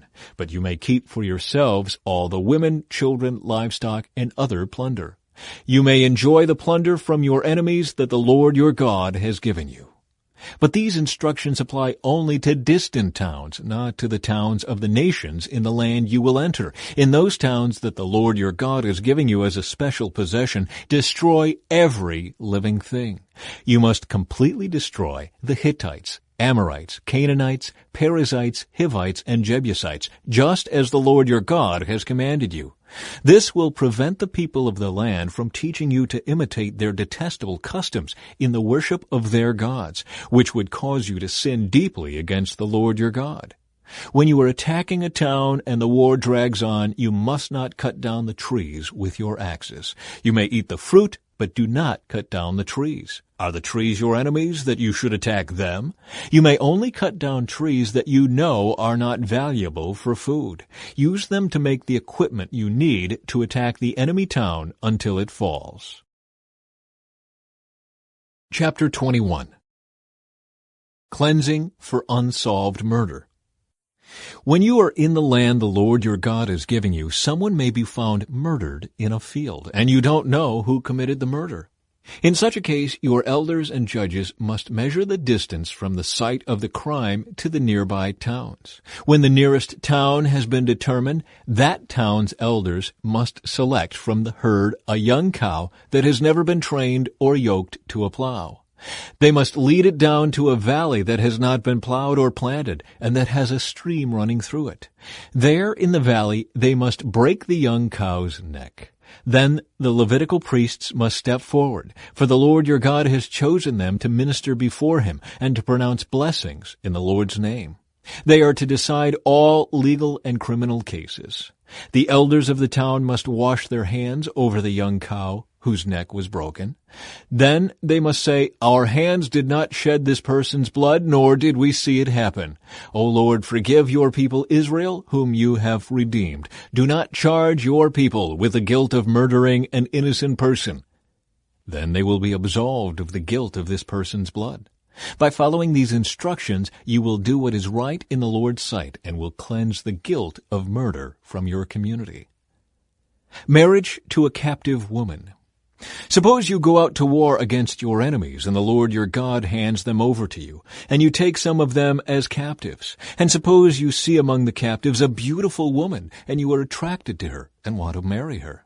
If this happens, you may take her to your home, where she must shave her head, cut her nails, and change the clothes she was wearing when she was captured. She will stay in your home, but let her mourn for her father and mother for a full month. Then you may marry her, and you will be her husband, and she will be your wife. But if you marry her and she does not please you, you must let her go free. You may not sell her or treat her as a slave, for you have humiliated her. Rights of the firstborn. Suppose a man has 2 wives, but he loves one and not the other, and both have given him sons. And suppose the firstborn son is the son of the wife he does not love. When the man divides his inheritance, he may not give the larger inheritance to his younger son, the son of the wife he loves, as if he were the firstborn son. He must recognize the rights of his oldest son, the son of the wife he does not love, by giving him a double portion. He is the first son of his father's virility, and the rights of the firstborn belong to him. Dealing with a rebellious son. Suppose a man has a stubborn and rebellious son who will not obey his father or mother, even though they discipline him. In such a case, the father and mother must take the son to the elders as they hold court at the town gate.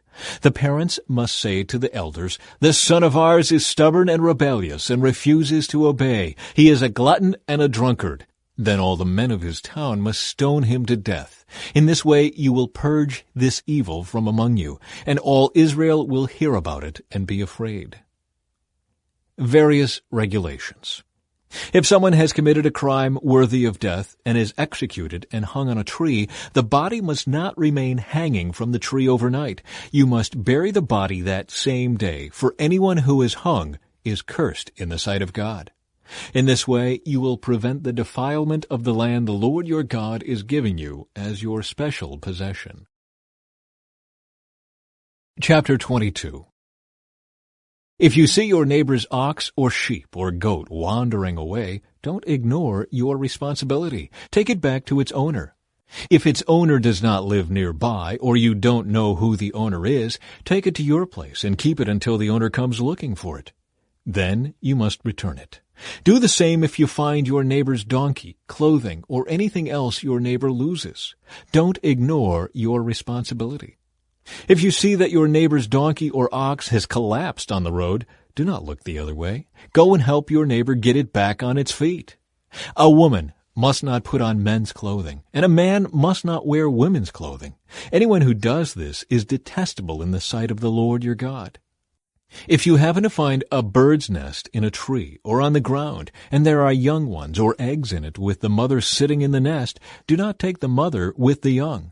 You may take the young, but let the mother go, so that you may prosper and enjoy a long life. When you build a new house, you must build a railing around the edge of its flat roof. That way you will not be considered guilty of murder if someone falls from the roof. You must not plant any other crop between the rows of your vineyard. If you do, you are forbidden to use either the grapes from the vineyard or the other crop. You must not plow with an ox and a donkey harnessed together. You must not wear clothing made of wool and linen woven together.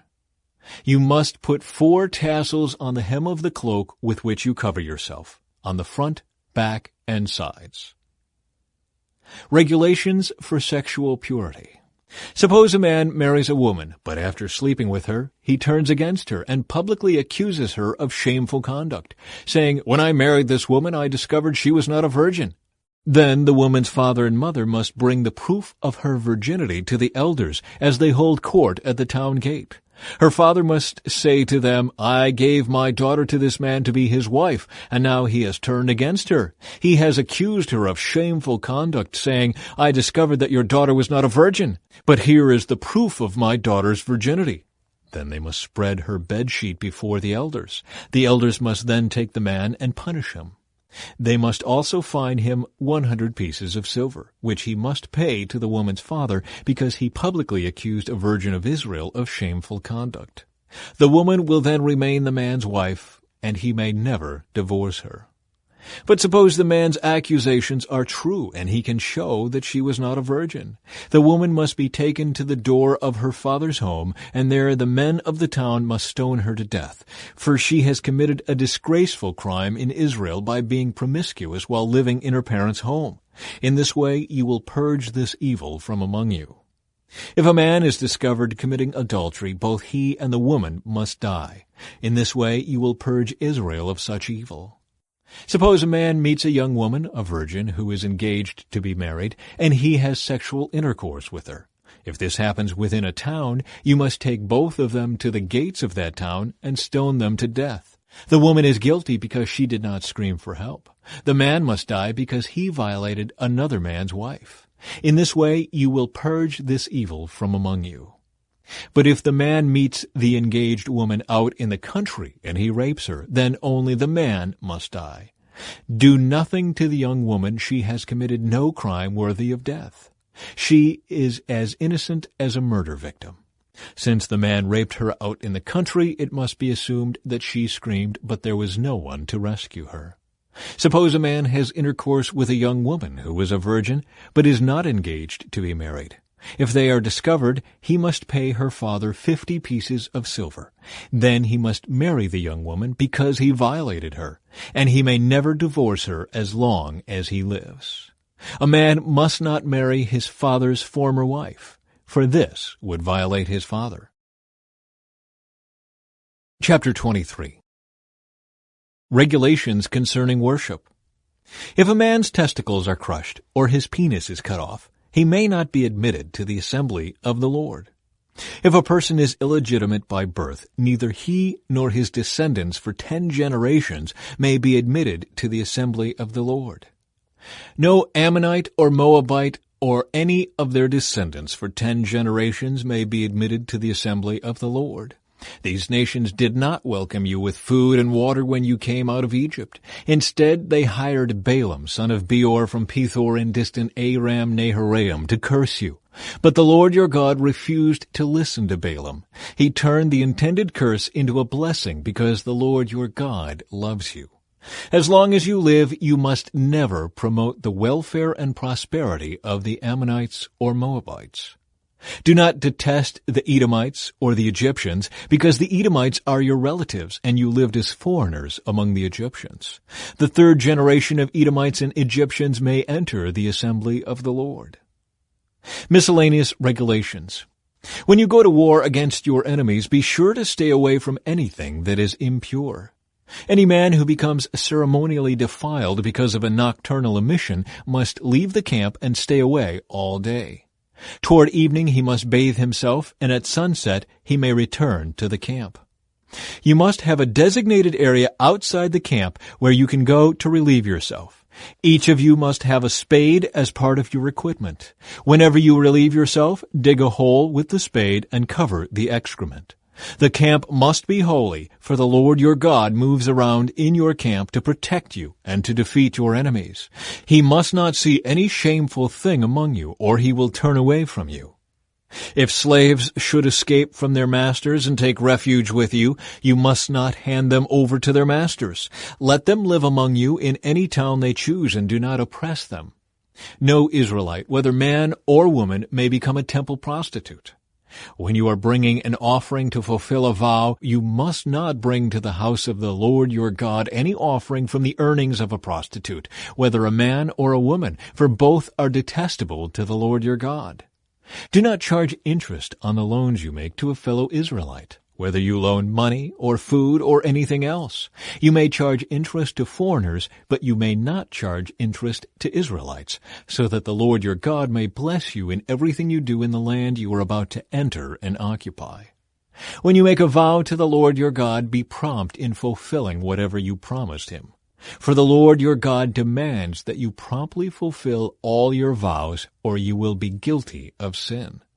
However, it is not a sin to refrain from making a vow. But once you have voluntarily made a vow, be careful to fulfill your promise to the Lord your God. When you enter your neighbor's vineyard, you may eat your fill of grapes, but you must not carry any away in a basket. And when you enter your neighbor's field of grain, you may pluck the heads of grain with your hand, but you must not harvest it with a sickle. Chapter 24. Suppose a man marries a woman, but she does not please him.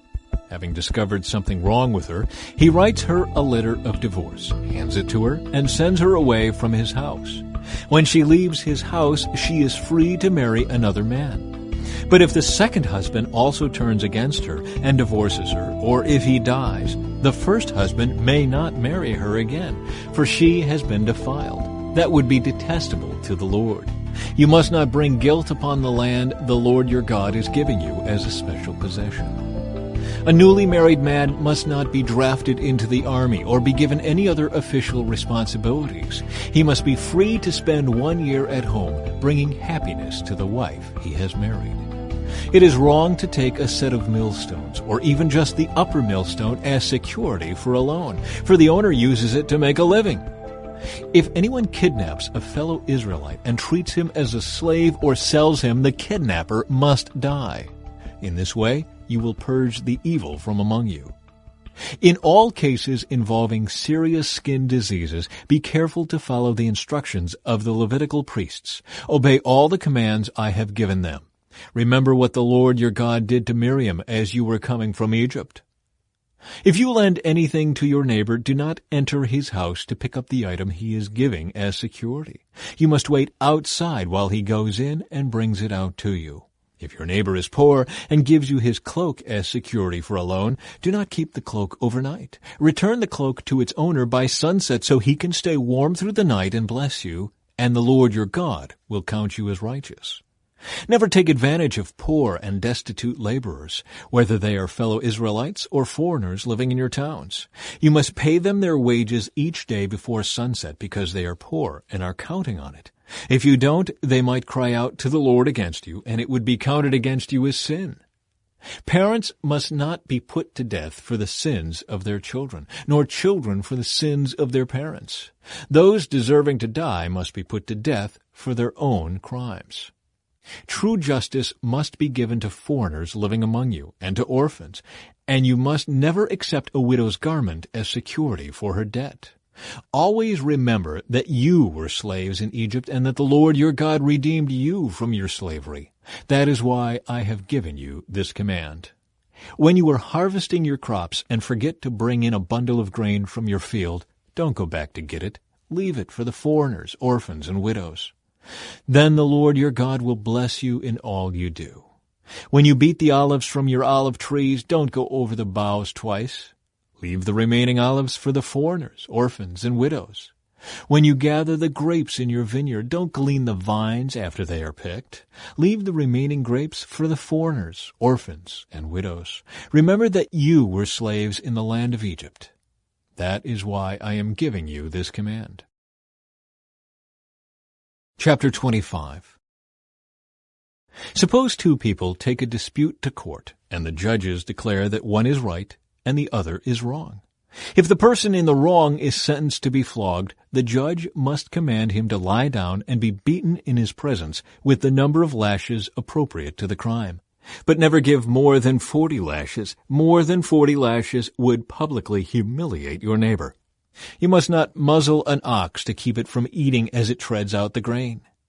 If two brothers are living together on the same property and one of them dies without a son, his widow may not be married to anyone from outside the family. Instead, her husband's brother should marry her and have intercourse with her to fulfill the duties of a brother-in-law. The first son she bears to him will be considered the son of the dead brother, so that his name will not be forgotten in Israel. But if the man refuses to marry his brother's widow, she must go to the town gate and say to the elders assembled there, "My husband's brother refuses to preserve his brother's name in Israel. He refuses to fulfill the duties of a brother-in-law by marrying me." The elders of the town will then summon him and talk with him. If he still refuses and says, "I don't want to marry her," the widow must walk over to him in the presence of the elders, pull his sandal from his foot, and spit in his face. Then she must declare, "This is what happens to a man who refuses to provide his brother with children." Ever afterward in Israel his family will be referred to as the family of the man whose sandal was pulled off. If two Israelite men get into a fight and the wife of one tries to rescue her husband by grabbing the testicles of the other man, you must cut off her hand. Show her no pity. You must use accurate scales when you weigh out merchandise, and you must use full and honest measures. Yes, always use honest weights and measures, so that you may enjoy a long life in the land the Lord your God is giving you. All who cheat with dishonest weights and measures are detestable to the Lord your God. Never forget what the Amalekites did to you as you came from Egypt. They attacked you when you were exhausted and weary, and they struck down those who were straggling behind. They had no fear of God. Therefore, when the Lord your God has given you rest from all your enemies in the land he is giving you as a special possession, you must destroy the Amalekites and erase their memory from under heaven. Never forget this. Chapter 26. Harvest offerings and tithes. When you enter the land the Lord your God is giving you as a special possession, and you have conquered it and settled there, put some of the first produce from each crop you harvest into a basket and bring it to the designated place of worship, the place the Lord your God chooses for his name to be honored. Go to the priest in charge at that time and say to him, "With this gift I acknowledge to the Lord your God that I have entered the land he swore to our ancestors he would give us." The priest will then take the basket from your hand and set it before the altar of the Lord your God. You must then say in the presence of the Lord your God, "My ancestor Jacob was a wandering Aramean who went to live as a foreigner in Egypt. His family arrived few in number, but in Egypt they became a large and mighty nation. When the Egyptians oppressed and humiliated us by making us their slaves, we cried out to the Lord, the God of our ancestors. He heard our cries and saw our hardship, toil, and oppression. So the Lord brought us out of Egypt with a strong hand and powerful arm, with overwhelming terror, and with miraculous signs and wonders. He brought us to this place and gave us this land flowing with milk and honey. And now, O Lord, I have brought you the first portion of the harvest you have given me from the ground." Then place the produce before the Lord your God, and bow to the ground in worship before him. Afterward, you may go and celebrate because of all the good things the Lord your God has given to you and your household. Remember to include the Levites and the foreigners living among you in the celebration. Every third year, you must offer a special tithe of your crops. In this year of the special tithe, you must give your tithes to the Levites, foreigners, orphans, and widows, so that they will have enough to eat in your towns. Then you must declare in the presence of the Lord your God, "I have taken the sacred gift from my house, and have given it to the Levites, foreigners, orphans, and widows, just as you commanded me. I have not violated or forgotten any of your commands. I have not eaten any of it while in mourning. I have not handled it while I was ceremonially unclean, and I have not offered any of it to the dead. I have obeyed the Lord my God and have done everything you commanded me. Now look down from your holy dwelling place in heaven and bless your people Israel and the land you swore to our ancestors to give us, a land flowing with milk and honey." A call to obey the Lord's commands. Today the Lord your God has commanded you to obey all these decrees and regulations, so be careful to obey them wholeheartedly. You have declared today that the Lord is your God, and you have promised to walk in his ways, and to obey his decrees, commands, and regulations, and to do everything he tells you. The Lord has declared today that you are his people, his own special treasure, just as he promised, and that you must obey all his commands. And if you do, he will set you high above all the other nations he has made. Then you will receive praise, honor, and renown. You will be a nation that is holy to the Lord your God, just as he promised. Chapter 27. The altar on Mount Ebal. Then Moses and the leaders of Israel gave this charge to the people: "Obey all these commands that I am giving you today. When you cross the Jordan River and enter the land the Lord your God is giving you, set up some large stones and coat them with plaster. Write this whole body of instruction on them when you cross the river to enter the land the Lord your God is giving you, a land flowing with milk and honey, just as the Lord, the God of your ancestors, promised you. When you cross the Jordan, set up these stones at Mount Ebal and coat them with plaster, as I am commanding you today. Then build an altar there to the Lord your God, using natural, uncut stones. You must not shape the stones with an iron tool. Build the altar of uncut stones and use it to offer burnt offerings to the Lord your God. Also sacrifice peace offerings on it and celebrate by feasting there before the Lord your God. You must clearly write all these instructions on the stones coated with plaster. Then Moses and the Levitical priests addressed all Israel as follows. O Israel, be quiet and listen. Today you have become the people of the Lord your God. So you must obey the Lord your God by keeping all these commands and decrees that I am giving you today. Curses from Mount Ebal. That same day Moses also gave this charge to the people. When you cross the Jordan River, the tribes of Simeon, Levi, Judah, Issachar, Joseph, and Benjamin must stand on Mount Gerizim to proclaim a blessing over the people. And the tribes of Reuben, Gad, Asher, Zebulun, Dan, and Naphtali must stand on Mount Ebal to proclaim a curse. Then the Levites will shout to all the people of Israel, Cursed is anyone who carves or casts an idol and secretly sets it up. These idols, the work of craftsmen, are detestable to the Lord. And all the people will reply, Amen. Cursed is anyone who dishonors father or mother. And all the people will reply, Amen. Cursed is anyone who steals property from a neighbor by moving a boundary marker. And all the people will reply, Amen.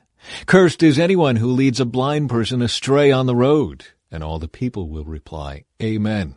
Cursed is anyone who denies justice to foreigners, orphans, or widows. And all the people will reply, Amen. Cursed is anyone who has sexual intercourse with one of his father's wives, for he has violated his father. And all the people will reply, Amen. Cursed is anyone who has sexual intercourse with an animal. And all the people will reply, Amen.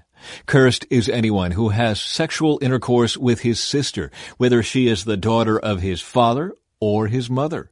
And all the people will reply, Amen. Cursed is anyone who has sexual intercourse with his mother-in-law.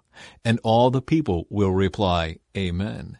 Cursed is anyone who attacks a neighbor in secret. And all the people will reply, Amen. Cursed is anyone who accepts payment to kill an innocent person, and all the people will reply, Amen.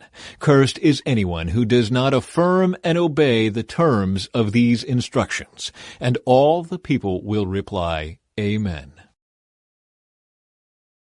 Chapter 28. Blessings for Obedience.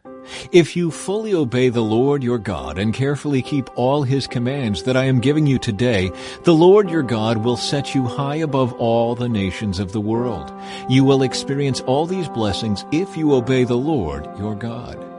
Your towns and your fields will be blessed. Your children and your crops will be blessed. The offspring of your herds and flocks will be blessed. Your fruit baskets and breadboards will be blessed. Wherever you go and whatever you do, you will be blessed. The Lord will conquer your enemies when they attack you. They will attack you from one direction, but they will scatter from you in 7.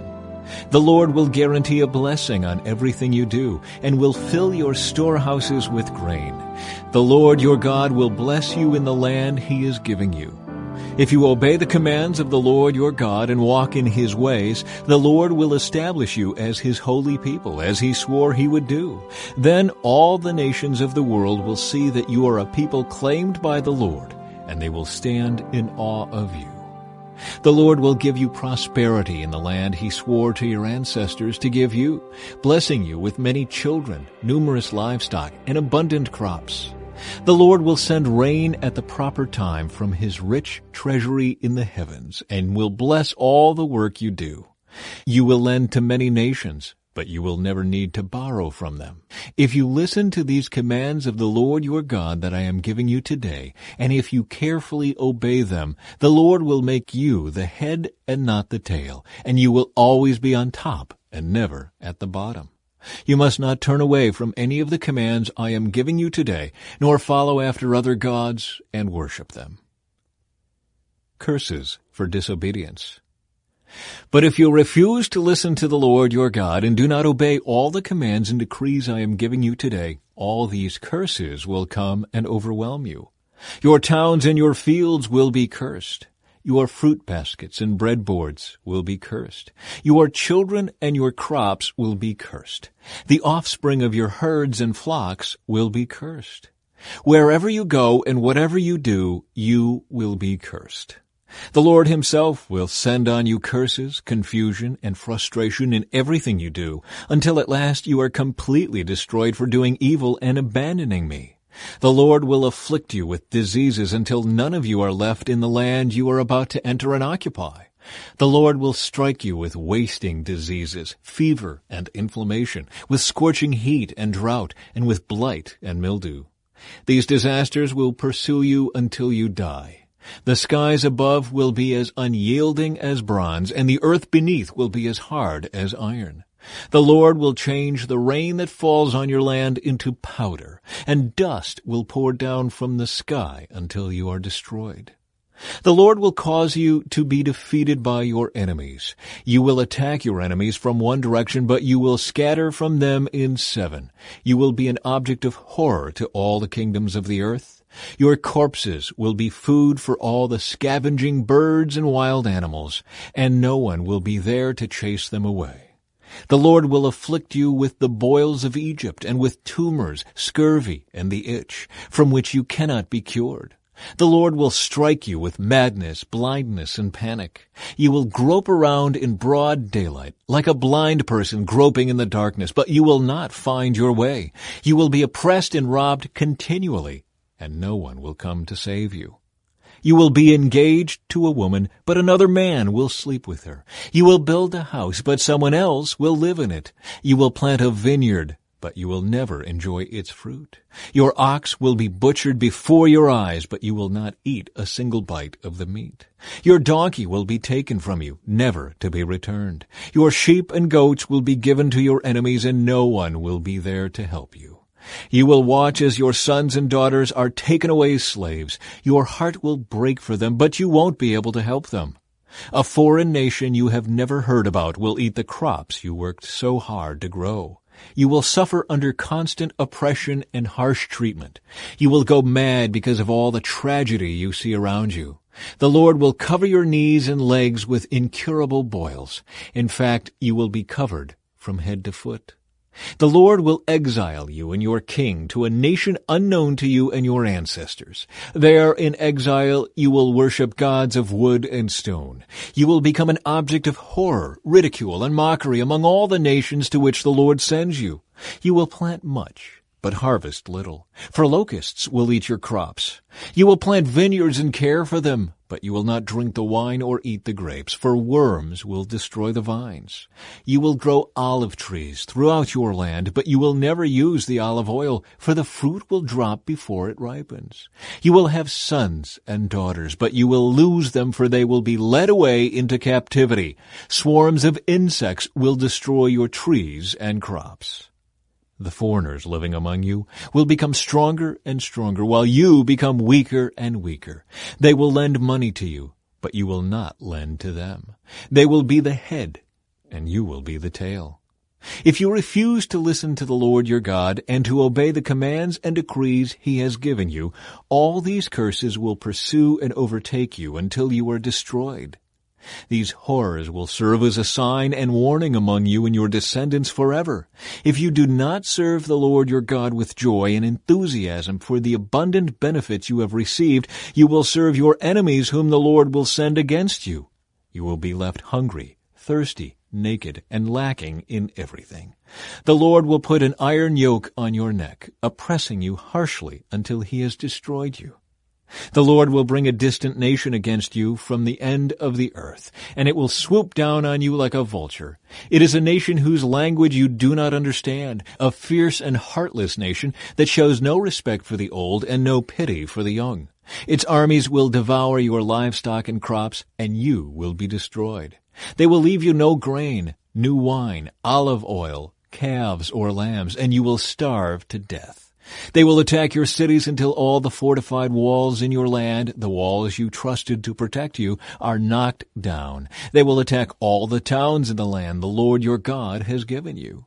The siege and terrible distress of the enemy's attack will be so severe that you will eat the flesh of your own sons and daughters, whom the Lord your God has given you. The most tender-hearted man among you will have no compassion for his own brother, his beloved wife, and his surviving children. He will refuse to share with them the flesh he is devouring, the flesh of one of his own children, because he has nothing else to eat during the siege and terrible distress that your enemy will inflict on all your towns. The most tender and delicate woman among you, so delicate she would not so much as touch the ground with her foot, will be selfish toward the husband she loves and toward her own son or daughter. She will hide from them the afterbirth and the new baby she has born, so that she herself can secretly eat them. She will have nothing else to eat during the siege and terrible distress that your enemy will inflict on all your towns. If you refuse to obey all the words of instruction that are written in this book, and if you do not fear the glorious and awesome name of the Lord your God, then the Lord will overwhelm you and your children with indescribable plagues. These plagues will be intense and without relief, making you miserable and unbearably sick. He will afflict you with all the diseases of Egypt that you feared so much, and you will have no relief. The Lord will afflict you with every sickness and plague there is, even those not mentioned in this book of instruction, until you are destroyed. Though you become as numerous as the stars in the sky, few of you will be left because you would not listen to the Lord your God. Just as the Lord has found great pleasure in causing you to prosper and multiply, the Lord will find pleasure in destroying you. You will be torn from the land you are about to enter and occupy. For the Lord will scatter you among all the nations from one end of the earth to the other. There you will worship foreign gods that neither you nor your ancestors have known, gods made of wood and stone. There among those nations you will find no peace or place to rest. And the Lord will cause your heart to tremble, your eyesight to fail, and your soul to despair. Your life will constantly hang in the balance. You will live night and day in fear, unsure if you will survive. In the morning you will say, "If only it were night." And in the evening you will say, "If only it were morning." For you will be terrified by the awful horrors you see around you. Then the Lord will send you back to Egypt in ships, to a destination I promised you would never see again. There you will offer to sell yourselves to your enemies as slaves, but no one will buy you. Chapter 29. These are the terms of the covenant the Lord commanded Moses to make with the Israelites while they were in the land of Moab, in addition to the covenant he had made with them at Mount Sinai. Moses reviews the covenant. Moses summoned all the Israelites and said to them, "You have seen with your own eyes everything the Lord did in the land of Egypt, to Pharaoh and to all his servants, and to his whole country, all the great tests of strength, the miraculous signs, and the amazing wonders. But to this day the Lord has not given you minds that understand, nor eyes that see, nor ears that hear. For 40 years I led you through the wilderness, yet your clothes and sandals did not wear out. You ate no bread and drank no wine or other alcoholic drink, but he gave you food so you would know that he is the Lord your God. When we came here, King Sihon of Heshbon and King Og of Bashan came out to fight against us, but we defeated them. We took their land and gave it to the tribes of Reuben and Gad, and to the half-tribe of Manasseh as their grant of land.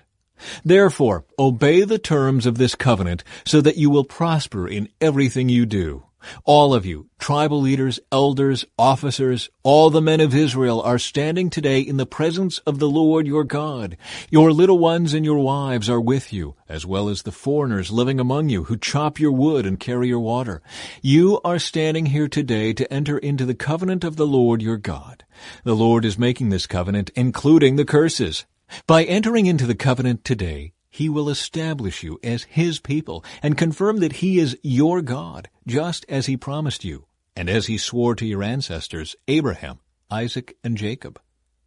But you are not the only ones with whom I am making this covenant with its curses. I am making this covenant both with you who stand here today in the presence of the Lord our God, and also with the future generations who are not standing here today.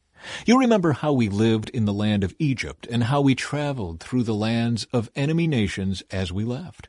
You have seen their detestable practices and their idols made of wood, stone, silver, and gold. I am making this covenant with you so that no one among you, no man, woman, clan, or tribe will turn away from the Lord our God to worship these gods of other nations, and so that no root among you bears bitter and poisonous fruit. Those who hear the warnings of this curse should not congratulate themselves, thinking, I am safe even though I am following the desires of my own stubborn heart. This would lead to utter ruin. The Lord will never pardon such people. Instead, his anger and jealousy will burn against them. All the curses written in this book will come down on them, and the Lord will erase their names from under heaven. The Lord will separate them from all the tribes of Israel to pour out on them all the curses of the covenant recorded in this book of instruction. Then the generations to come, both your own descendants and the foreigners who come from distant lands, will see the devastation of the land and the diseases the Lord inflicts on it. They will exclaim, the whole land is devastated by sulfur and salt. It is a wasteland with nothing planted and nothing growing, not even a blade of grass. It is like the cities of Sodom and Gomorrah, Admah and Zeboim, which the Lord destroyed in his intense anger. And all the surrounding nations will ask, why has the Lord done this to this land? Why was he so angry? And the answer will be, this happened because the people of the land abandoned the covenant that the Lord, the God of their ancestors, made with them when he brought them out of the land of Egypt. Instead, they turned away to serve and worship gods they had not known before, gods that were not from the Lord. That is why the Lord's anger has burned against this land, bringing down on it every curse recorded in this book. In great anger and fury the Lord uprooted his people from their land and banished them to another land, where they still live today. The Lord our God has secrets known to no one. We are not accountable for them, but we and our children are accountable forever for all that he has revealed to us, so that we may obey all the terms of these instructions. Chapter 30. A call to return to the Lord. In the future, when you experience all these blessings and curses I have listed for you, and when you are living among the nations to which the Lord your God has exiled you, take to heart all these instructions. If at that time you and your children return to the Lord your God, and if you obey with all your heart and all your soul all the commands I have given you today, then the Lord your God will restore your fortunes. He will have mercy on you and gather you back from all the nations where he has scattered you. Even though you are banished to the ends of the earth, the Lord your God will gather you from there and bring you back again. The Lord your God will return you to the land that belonged to your ancestors, and you will possess that land again. Then he will make you even more prosperous and numerous than your ancestors. The Lord your God will change your heart and the hearts of all your descendants, so that you will love him with all your heart and soul, and so you may live. The Lord your God will inflict all these curses on your enemies and on those who hate and persecute you. Then you will again obey the Lord and keep all his commands that I am giving you today. The Lord your God will then make you successful in everything you do. He will give you many children and numerous livestock, and he will cause your fields to produce abundant harvests. For the Lord will again delight in being good to you, as he was to your ancestors. The Lord your God will delight in you if you obey his voice and keep the commands and decrees written in this book of instruction, and if you turn to the Lord your God with all your heart and soul. The choice of life or death. This command I am giving you today is not too difficult for you to understand, and it is not beyond your reach. It is not kept in heaven, so distant that you must ask, who will go up to heaven and bring it down so we can hear it and obey? It is not kept beyond the sea, so far away that you must ask, who will cross the sea to bring it to us so we can hear it and obey? No, the message is very close at hand. It is on your lips and in your heart so that you can obey it. Now listen, today I am giving you a choice between life and death, between prosperity and disaster. For I command you this day to love the Lord your God and to keep his commands, decrees, and regulations by walking in his ways. If you do this, you will live and multiply, and the Lord your God will bless you in the land you are about to enter and occupy. But if your heart turns away and you refuse to listen, and if you are drawn away to serve and worship other gods, then I warn you now that you will certainly be destroyed. You will not live a long, good life in the land you are crossing the Jordan to occupy. Today I have given you the choice between life and death, between blessings and curses. Now I call on heaven and earth to witness the choice you make. Oh, that you would choose life, so that you and your descendants might live. You can make this choice by loving the Lord your God, obeying Him, and committing yourself firmly to Him. This is the key to your life. And if you love and obey the Lord, you will live long in the land the Lord swore to give your ancestors, Abraham, Isaac, and Jacob. Chapter 31. Joshua becomes Israel's leader. When Moses had finished giving these instructions to all the people of Israel, he said, I am now 120 years old, and I am no longer able to lead you. The Lord has told me, you will not cross the Jordan River. But the Lord your God Himself will cross over ahead of you. He will destroy the nations living there, and you will take possession of their land. Joshua will lead you across the river just as the Lord promised. The Lord will destroy the nations living in the land just as He destroyed Sihon and Og, the kings of the Amorites.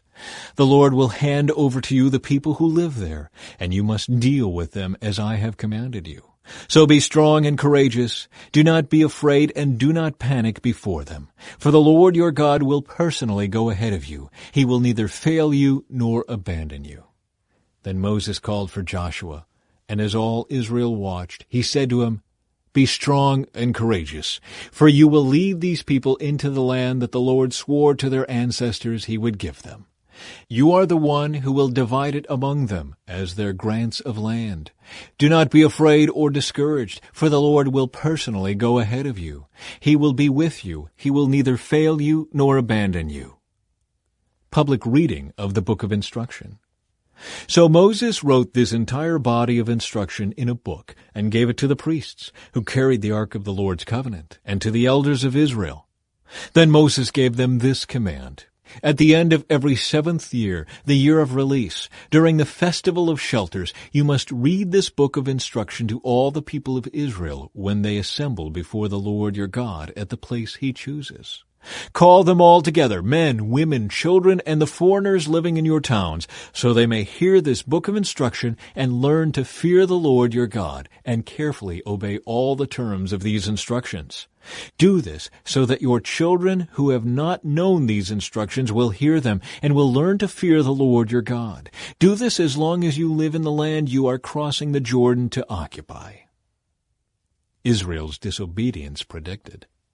Then the Lord said to Moses, The time has come for you to die. Call Joshua and present yourselves at the tabernacle, so that I may commission him there. So Moses and Joshua went and presented themselves at the tabernacle, and the Lord appeared to them in a pillar of cloud that stood at the entrance to the sacred tent. The Lord said to Moses, You are about to die and join your ancestors. After you are gone, these people will begin to worship foreign gods, the gods of the land where they are going. They will abandon me and break my covenant that I have made with them. Then my anger will blaze forth against them. I will abandon them, hiding my face from them, and they will be devoured. Terrible trouble will come down on them, and on that day they will say, These disasters have come down on us because God is no longer among us. At that time I will hide my face from them on account of all the evil they commit by worshiping other gods. So write down the words of this song and teach it to the people of Israel. Help them learn it, so it may serve as a witness for me against them. For I will bring them into the land I swore to give their ancestors, a land flowing with milk and honey. There they will become prosperous, eat all the food they want, and become fat. But they will begin to worship other gods. They will despise me and break my covenant.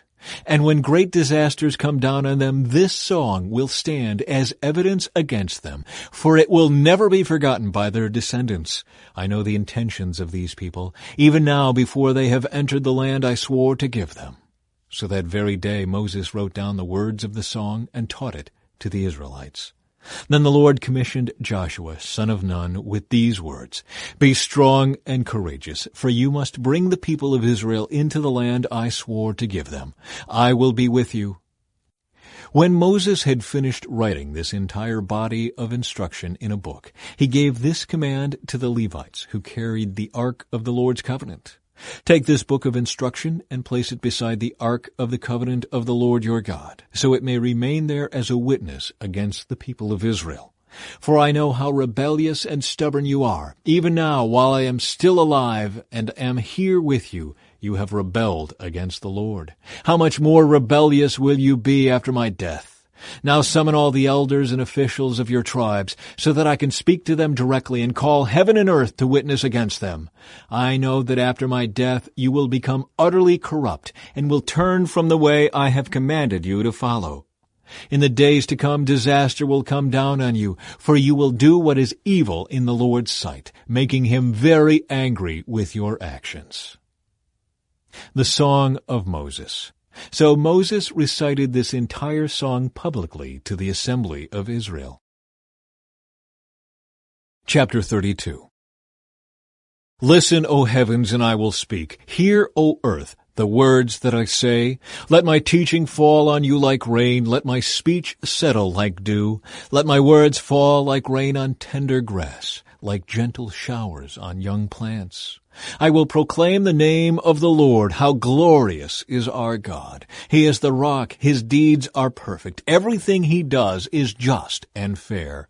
He is a faithful God who does no wrong. How just and upright he is. But they have acted corruptly toward him. When they act so perversely, are they really his children? They are a deceitful and twisted generation. Is this the way you repay the Lord, you foolish and senseless people? Isn't he your Father who created you? Has he not made you and established you? Remember the days of long ago. Think about the generations past. Ask your father, and he will inform you. Inquire of your elders, and they will tell you. When the Most High assigned lands to the nations, when he divided up the human race, he established the boundaries of the peoples according to the number in his heavenly court. For the people of Israel belong to the Lord. Jacob is his special possession. He found them in a desert land, in an empty, howling wasteland. He surrounded them and watched over them. He guarded them as he would guard his own eyes. Like an eagle that rouses her chicks and hovers over her young, so he spread his wings to take them up and carried them safely on his pinions. The Lord alone guided them. They followed no foreign gods. He let them ride over the highlands and feast on the crops of the fields. He nourished them with honey from the rock and olive oil from the stony ground. He fed them yogurt from the herd and milk from the flock, together with the fat of lambs. He gave them choice rams from Bashan and goats, together with the choicest wheat. You drank the finest wine made from the juice of grapes. But Israel soon became fat and unruly. The people grew heavy, plump, and stuffed. Then they abandoned the God who had made them. They made light of the rock of their salvation. They stirred up his jealousy by worshiping foreign gods. They provoked his fury with detestable deeds. They offered sacrifices to demons, which are not God, to gods they had not known before, to new gods only recently arrived, to gods their ancestors had never feared. You neglected the rock who had fathered you. You forgot the God who had given you birth. The Lord saw this and drew back, provoked to anger by his own sons and daughters. He said, I will abandon them, then see what becomes of them. For they are a twisted generation, children without integrity. They have roused my jealousy by worshiping things that are not God. They have provoked my anger with their useless idols. Now I will rouse their jealousy through people who are not even a people. I will provoke their anger through the foolish Gentiles. For my anger blazes forth like fire and burns to the depths of the grave. It devours the earth and all its crops and ignites the foundations of the mountains. I will heap disasters upon them and shoot them down with my arrows. I will weaken them with famine, burning fever, and deadly disease. I will send the fangs of wild beasts and poisonous snakes that glide in the dust. Outside the sword will bring death, and inside terror will strike both young men and young women, both infants and the aged. I would have annihilated them, wiping out even the memory of them. But I feared the taunt of Israel's enemy, who might misunderstand and say, "Our own power has triumphed. The Lord had nothing to do with this." But Israel is a senseless nation. The people are foolish, without understanding. Oh, that they were wise and could understand this. Oh, that they might know their fate. How could one person chase 1,000 of them, and 2 people put 10,000 to flight, unless their rock had sold them, unless the Lord had given them up? But the rock of our enemies is not like our rock, as even they recognize. Their vine grows from the vine of Sodom, from the vineyards of Gomorrah. Their grapes are poison, and their clusters are bitter. Their wine is the venom of serpents, the deadly poison of cobras. The Lord says, "Am I not storing up these things, sealing them away in my treasury? I will take revenge. I will pay them back. In due time their feet will slip. Their day of disaster will arrive, and their destiny will overtake them. Indeed, the Lord will give justice to his people, and he will change his mind about his servants when he sees their strength is gone and no one is left, slave or free. Then he will ask, where are their gods, the rocks they fled to for refuge? Where now are those gods who ate the fat of their sacrifices and drank the wine of their offerings? Let those gods arise and help you. Let them provide you with shelter. Look now, I myself am he. There is no other God but me. I am the one who kills and gives life. I am the one who wounds and heals. No one can be rescued from my powerful hand. Now I raise my hand to heaven and declare, as surely as I live, when I sharpen my flashing sword and begin to carry out justice, I will take revenge on my enemies and repay those who reject me. I will make my arrows drunk with blood, and my sword will devour flesh, the blood of the slaughtered and the captives, and the heads of the enemy leaders. Rejoice with him, you heavens, and let all of God's angels worship him.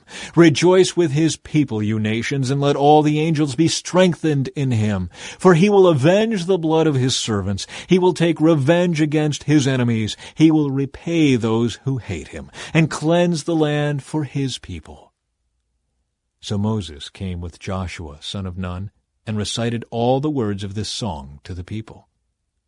When Moses had finished reciting all these words to the people of Israel, he added, "Take to heart all the words of warning I have given you today. Pass them on as a command to your children, so they will obey every word of these instructions. These instructions are not empty words. They are your life. By obeying them, you will enjoy a long life in the land you will occupy when you cross the Jordan River." Moses' death foretold. That same day the Lord said to Moses, "Go to Moab, to the mountains east of the river, and climb Mount Nebo, which is across from Jericho. Look out across the land of Canaan, the land I am giving to the people of Israel as their own special possession. Then you will die there on the mountain. You will join your ancestors, just as Aaron your brother died on Mount Hor and joined his ancestors. For both of you betrayed me with the Israelites at the waters of Meribah at Kadesh in the wilderness of Zin. You failed to demonstrate my holiness to the people of Israel there. So you will see the land from a distance, but you may not enter the land I am giving to the people of Israel." Chapter 33. Moses blesses the people. This is the blessing that Moses, the man of God, gave to the people of Israel before his death. The Lord came from Mount Sinai and dawned upon us from Mount Seir. He shone forth from Mount Paran and came from Meribah Kadesh with flaming fire at his right hand. Indeed, he loves his people. All his holy ones are in his hands.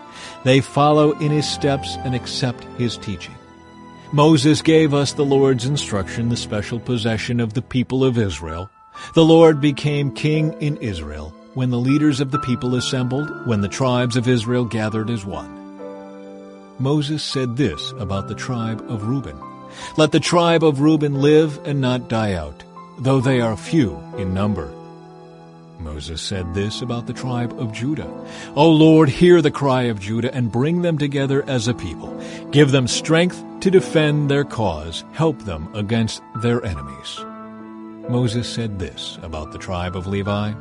O Lord, you have given your Thummim and Urim, the sacred lots, to your faithful servants the Levites. You put them to the test at Massah and struggled with them at the waters of Meribah. The Levites obeyed your word and guarded your covenant. They were more loyal to you than to their own parents. They ignored their relatives and did not acknowledge their own children. They teach your regulations to Jacob. They give your instructions to Israel. They present incense before you and offer whole burnt offerings on the altar. Bless the ministry of the Levites, O Lord, and accept all the work of their hands. Hit their enemies where it hurts the most. Strike down their foes so they never rise again. Moses said this about the tribe of Benjamin. The people of Benjamin are loved by the Lord and live in safety beside him. He surrounds them continuously and preserves them from every harm. Moses said this about the tribes of Joseph.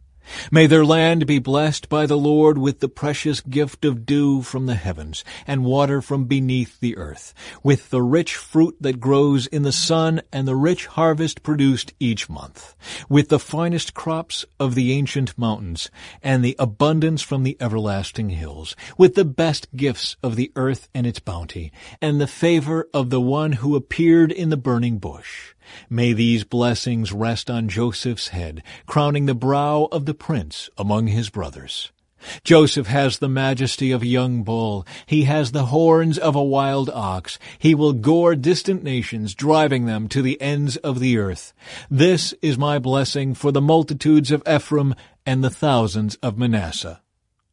Moses said this about the tribes of Zebulun and Issachar. May the people of Zebulun prosper in their travels. May the people of Issachar prosper at home in their tents.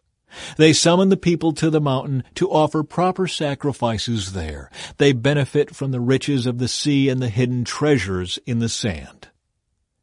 Moses said this about the tribe of Gad. Blessed is the one who enlarges Gad's territory. Gad is poised there like a lion to tear off an arm or a head. The people of Gad took the best land for themselves. A leader's share was assigned to them. When the leaders of the people were assembled, they carried out the Lord's justice and obeyed his regulations for Israel. Moses said this about the tribe of Dan. Dan is a lion's cub, leaping out from Bashan. Moses said this about the tribe of Naphtali. O Naphtali, you are rich in favor and full of the Lord's blessings. May you possess the west and the south. Moses said this about the tribe of Asher. May Asher be blessed above other sons. May he be esteemed by his brothers. May he bathe his feet in olive oil. May the bolts of your gates be of iron and bronze. May you be secure all your days. There is no one like the God of Israel. He rides across the heavens to help you, across the skies in majestic splendor. The eternal God is your refuge, and his everlasting arms are under you. He drives out the enemy before you. He cries out, destroy them. So Israel will live in safety, prosperous Jacob in security, in a land of grain and new wine, while the heavens drop down dew. How blessed you are, O Israel! Who else is like you, a people saved by the Lord? He is your protecting shield and your triumphant sword. Your enemies will cringe before you, and you will stomp on their backs. Chapter 34. The death of Moses. Then Moses went up to Mount Nebo from the plains of Moab and climbed Pisgah Peak, which is across from Jericho. And the Lord showed him the whole land, from Gilead as far as Dan, all the land of Naphtali, the land of Ephraim and Manasseh, all the land of Judah extending to the Mediterranean Sea, the Negev, the Jordan Valley with Jericho, the city of palms as far as Zoar. Then the Lord said to Moses, This is the land I promised on oath to Abraham, Isaac, and Jacob, when I said, I will give it to your descendants. I have now allowed you to see it with your own eyes. but you will not enter the land. So Moses, the servant of the Lord, died there in the land of Moab, just as the Lord had said. The Lord buried him in a valley near Beth Peor in Moab, but to this day no one knows the exact place. Moses was 120 years old when he died, yet his eyesight was clear, and he was as strong as ever. The people of Israel mourned for Moses on the plains of Moab for 30 days until the customary period of mourning was over. Now Joshua, son of Nun, was full of the spirit of wisdom, for Moses had laid his hands on him. So the people of Israel obeyed him, doing just as the Lord had commanded Moses. There has never been another prophet in Israel like Moses, whom the Lord knew face to face. The Lord sent him to perform all the miraculous signs and wonders in the land of Egypt against Pharaoh and all his servants and his entire land. With mighty power, Moses performed terrifying acts in the sight of all Israel.